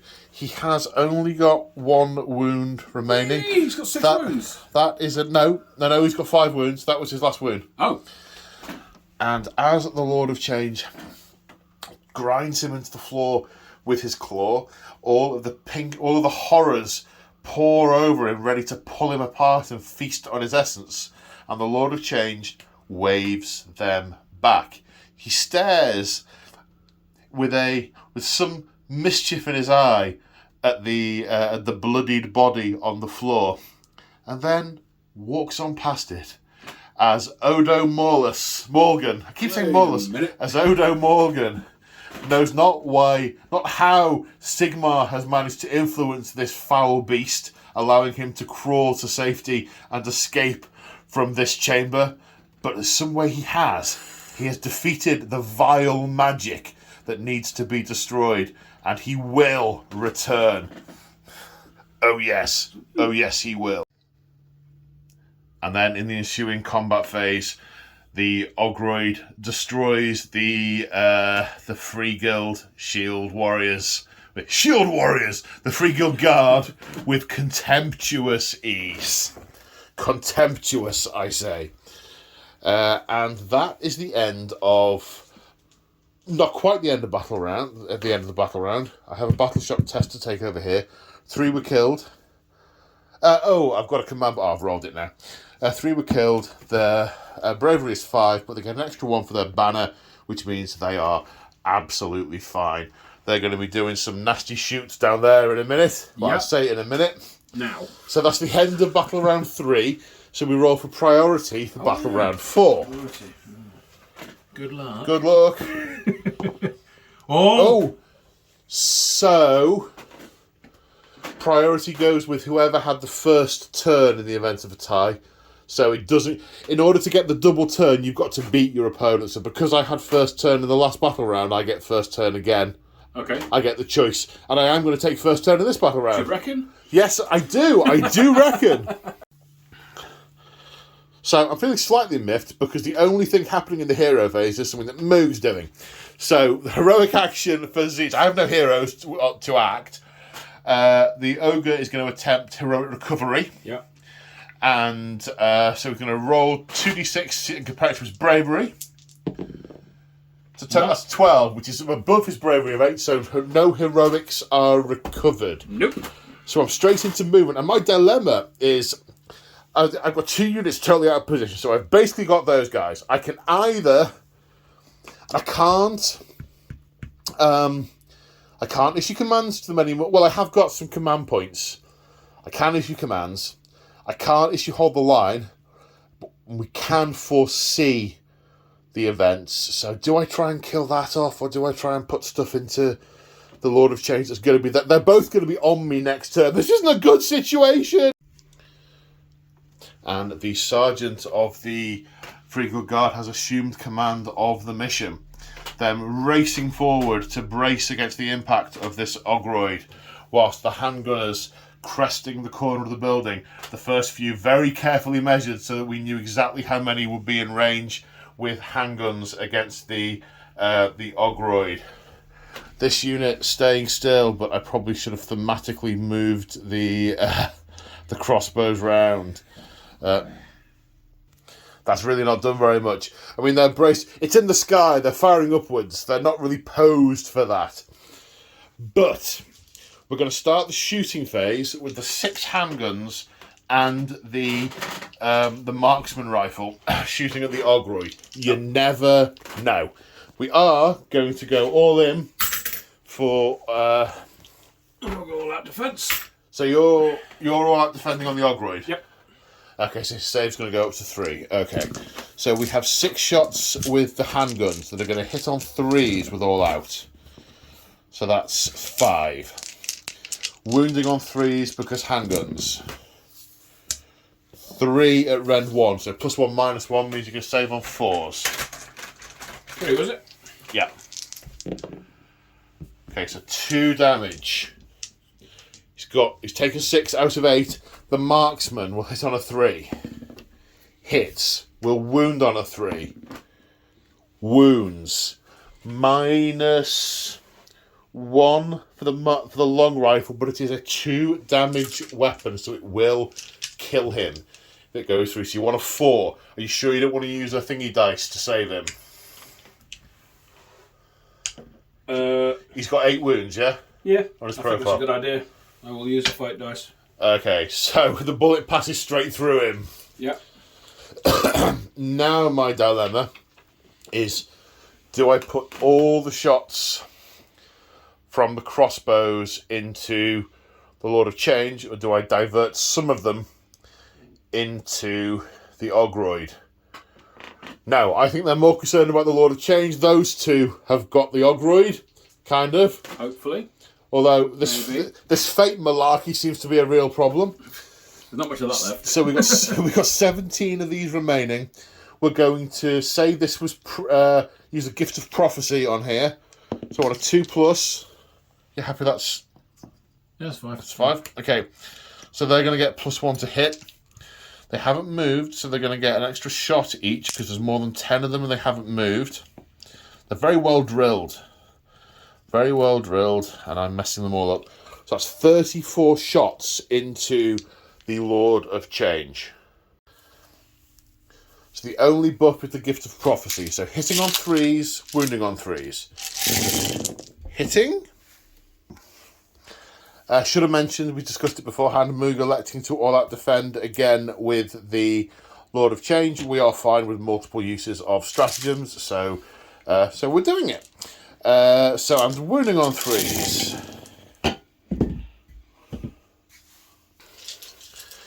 So that's 13 wounds. Base save of 4+, Mystic Shield and all-out defense. Saving on 2s with 13 dice. Yep. Even if you roll them all as 1, still can't kill it. Yep. 2. Did 2 damage to it. Should have shot the Ogroid. No matter. Have you got it? Yeah. Yeah, I got it. And that is the end of turn 4 for the City of Excelsis. Okay, in the hero phase, the Ogroid Thaumaturge has used heroic recovery and regained 2 wounds. I have no heroes to take heroic actions. We're going to spellcasting now, and he's going to attempt to cast Choking Tendrils. Choking Tendrils, yes. On a 7. Correct. That goes off. Which goes off and does D6 damage to the halberdiers. 2. For 2. And then he recovers 2 wounds for the halberdiers he has killed with the Choking Tendrils. Yep. Okay, so we decided to do a bit of routine stuff off camera and then come back for the exciting stuff. So Mystic Shield cast over there on these pink horrors. Yep. The attempt to cast Mystic Shield on himself, the Lord of Change has miscast. He rolled Snake Eyes and is doing D3 for 2 damage to himself. Ow. Right. Ow. Haha. Angry now. That's the essence of all those Sigmarites under his feet. Yeah. How many wounds is he on? How many 4. He's taken 4 wounds. Right, okay, so he's not actually bracketed yet, so we're alright. Okay, and you said you were going to cast Infernal Gateway? Infernal Gateway. What's that do? Horrible, nasty things. Oh. Are they within 18? Wholly within or just within? Just as within. Yeah, they're fine. Yep. Okay, so I roll 9 dice, and the enemy suffers 1 mortal wound for each roll that is equal or greater than the Infernal Gateway value shown on the caster's damage table, which in this case is 3+. Okay. Yeah. Right. 6. I don't like the sound of this, viewers. You know. It'll be fine. I won't. I'll be sucked in through an Infernal Gateway. Mortal wounds for 3+. So 9 mortal wounds. Yeah. You have not rolled like that ever before in your life with those with 6 6s. No. I'm going to sort of spot them around. 1, 2, 3, 4, 5, 6. 7, he's fallen. 8. I must think about coherency there, just from a game mechanic point of view. Okay, Yeah, 1, 2, 3, 4, 5, 6, 7, 8, 9. There's a dead one under there. Uh-oh. Ow. Ow. Okay, so we're going on to the movement phase now. Yep. And at the end of the movement phase, it's looking a little bit iffy. So, the Lord, very much from my perspective, the Lord of Change has flown over here, and those crossbowmen are not going to last long. The Ogroid is piling forward towards the halberdiers. We've just measured, and I am not going to be within range to unleash hell when he charges. Absolutely not. No. The horrors have run, so they aren't going to be shooting. Nope. However, the change caster has simply walked because he has something diabolical to do with the shooting. Yes, he's got a shooty thing. This is Magical Flames, which is an 18-inch range. 3 attacks. Okay. Sorry. Something's just amused me, that's all. 4s and 4s. I'll take a minute. Yep. Into your halberdiers there. Yep, 4s and 4s. That's what just amused me.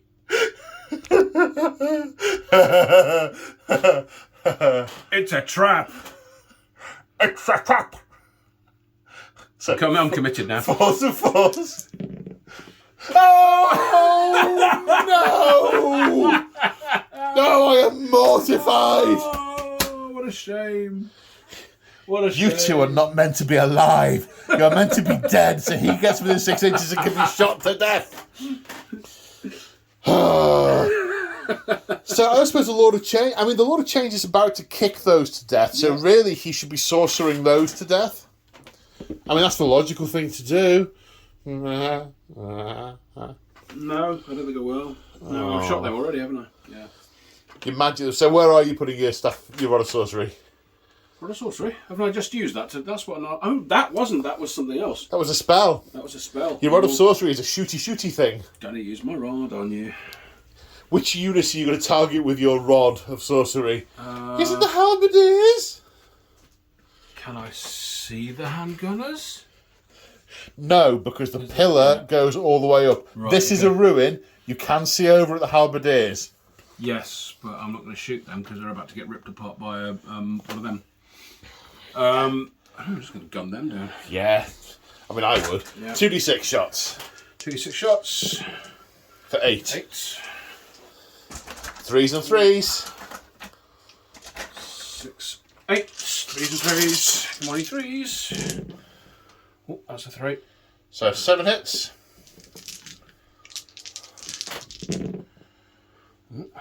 4 in total. Rend 1 kills 4. Yep.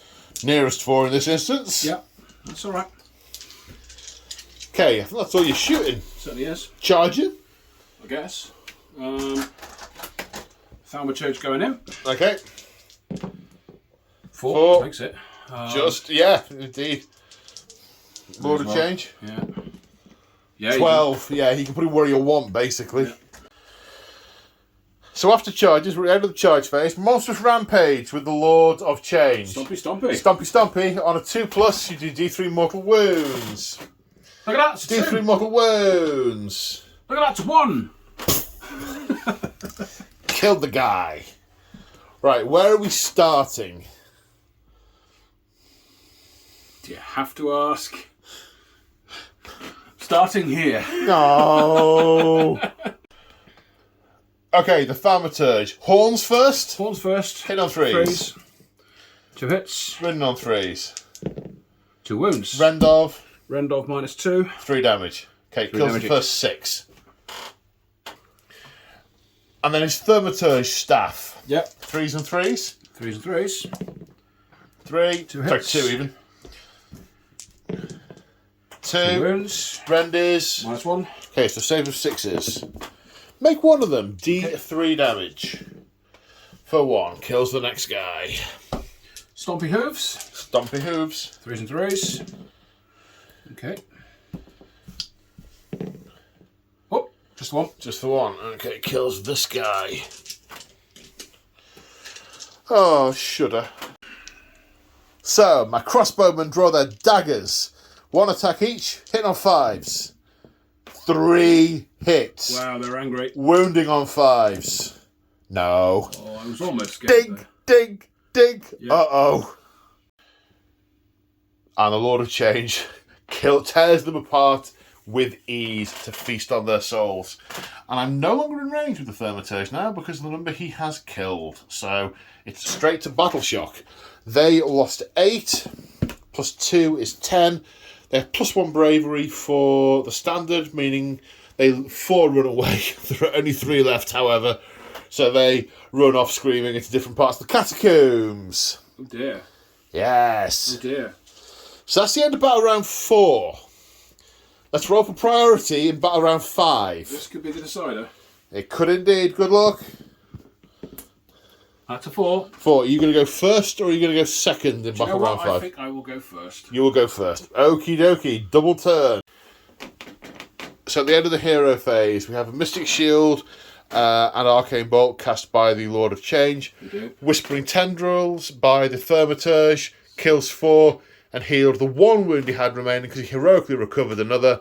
And we also have Mystic Shield on the Horrors as we go into movement. So at the end of the movement phase, Doom is circling around the Free Guild.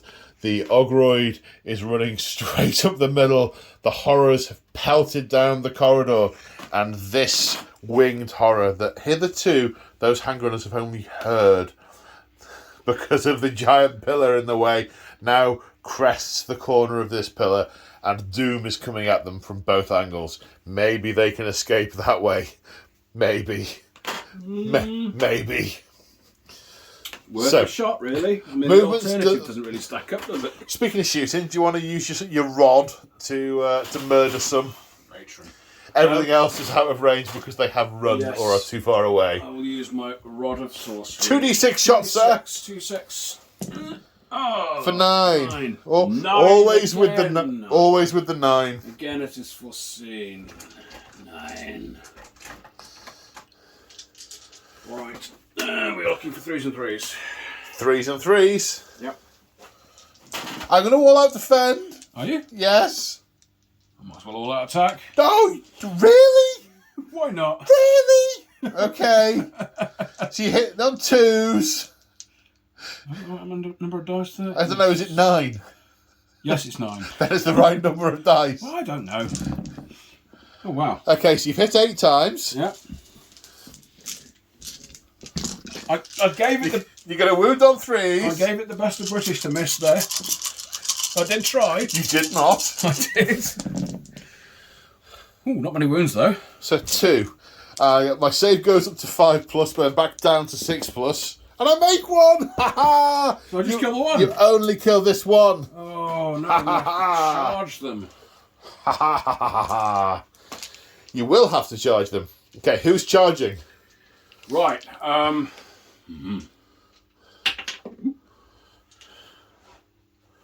He's charging. Okay, the Lord of Change, 2d6. You need about an 8, I reckon? I reckon.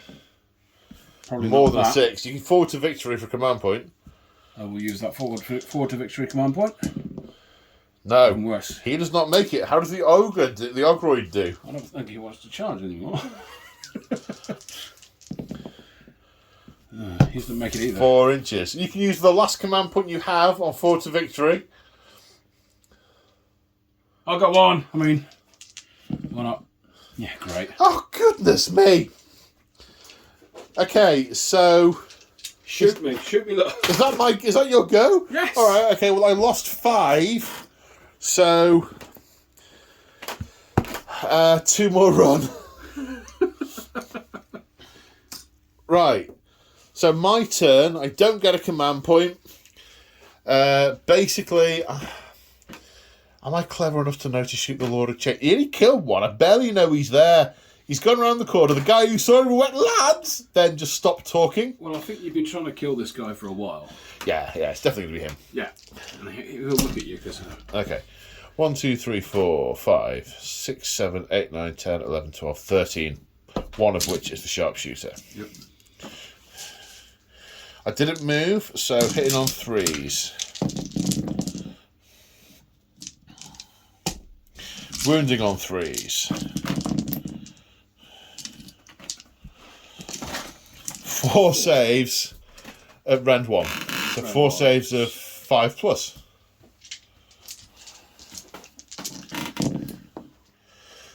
No, so that's 4 damage taken. Mm-hmm. The sharpshooter. It's cocked. Hits. Wounds. Save of 5. No, takes 2 damage. He's taken. I've done about 20 damage to him throughout the course of the game, but never quite managed to get him down to 0 or get him up to 8. He's only got the 1 hit point left, so. No, he's got 2. He's got 7. He's got 7 wounds in his profile, and he's taken 6 damage. 6 damage. Yeah, 8 on his profile. Yeah, you said 7. I didn't. I don't believe I did. If I said 7, I was thinking 8. Yes. It's the number of corn. Good. On that note, we need to do some maths. I mean, we don't really need to do some maths, but let's do some maths anyway. So it's a good job we did do some maths. So you've killed, what did I just say it was? 1020, that's right. Because that's a 200-point unit, that unit. Mm-hmm. So you've killed 1,020. I killed 660. Mm-hmm. So you killed more than me, so you have 1. However, you did not kill double. Nope. Therefore, it is a minor victory rather than a major victory. I mean, pretty much the cultists are all dead. Mm-hmm. Therefore, it's going to be very difficult to open more portals. Yep. And the survivors who escape will definitely report back to the Vendensks what's been going on down here in the presence of a Lord of Change, who will more than likely engage the services of the Knights Excelsior to come down and clear the rest of this abhorrent nest. Over the following years, and in fact decades, anti-magic sentiment in the population grows. The Nullstone Brotherhood moved not from just persecuting the worshippers of chaos, but to any magic users. Mirrors were confiscated en masse from the populace, as they were deemed to be unnatural gateways to the demonic. With Odo Morgan's particular hatred for them, he also moved on to persecuting elves. It became unsafe to walk the streets during the day for fear of being beaten or worse, lynched. He gained even more influence as he claimed to be working on behalf of the White Reaper of the Consecralium, a figure of fear to many in the city, for those who he decided were corrupt were never seen again. It grew to a head and looked like civil war was imminent, with the Scourge Privateers and Darkling Covens on one side, and the Nullstone Brotherhood and the mobs of the population on the other, whipped into a frenzy about magic and chaos. The Grand Conclave was convened, led by the city's Grand Matriarch, Yarga Sojourn, and proposed a motion to disband the Nullstone Brotherhood after the events known as the Night of 100 Blindings, when the burning of 6 magic users in Punishment Square died with such a spectacular burst of magic that the onlooking crowd were all blinded by the raging magic fires. Odo Morgan attended in person, and it was his impassioned pleas that saved the Nullstone Brotherhood from dissolution, pleading that chaos was still a threat and must be met with fire and steel. He agreed to persecute only those sanctioned by the Grand Conclave. He lied. In secret, Mulgan and his followers withdrew to their headquarters in Crystalfall, the quarantine district that was walled off by Dwarden on the orders of the Knights Excelsior following the purging of Tzeentch from the city. It was deemed too corrupt for anyone to tread there on pain of death. However, there were routes through the sewers known to many who had been chasing cultists underground. He took a disused ballroom in Crystalfall as his headquarters. It was there that the Brotherhood kept all of the mirrors that had been confiscated From then, instead of taking the elves and burning them in public, they would abduct them and bring them back to this sanctuary, where they would be tortured and murdered in front of these mirrors, so the last thing that they would ever see would be the desperation on their own faces. The irony behind their weaponized intolerance was that Sigmar, their ostensible patron, had become one with magic long ago, and that as they trod this path, Odo Mulgan and his diehard followers had become extremists addicted to sadism. And at the end of this road, waiting in the wings with a cruel smile on his face, was the Dark Prince Slaanesh. So there we go, folks. Moog, what did you think of that? Well, it was swingy. It was swingy. Yeah. I at one point I thought I was coming back at you. Yeah, and then I thought I was coming back at you, and I did. But then you did, yeah. And then I thought you were going to grind me into the dirt at the end, but those couple of failed charges saved my bacon. That was the difference between major and minor victory. Clearly I need them alive for purposes thousands of years hence. Well, yes, thousands, yes. Mm. Yes, indeed. And the Knights Excelsior are definitely going to come in here and say hi. Have a word, yes. Have a word. If only we knew a Knights Excelsior player who can maybe make that fight happen with. I don't know. So, for my first time using the Cities of Sigmar, I really enjoyed them. My instant thought is, you just need a lot more free guild guard. Yeah. A lot more. But still, 90 of them is not bad. It played. Mm-hmm. It played. Yeah. I'd be interested to see what they do in the next battle term, actually. Indeed. I've been involved in games where there were significantly fewer than that, and they didn't play very well, but having a massive block of them with the general putting out all that stuff was pretty good. I thought it was pretty good.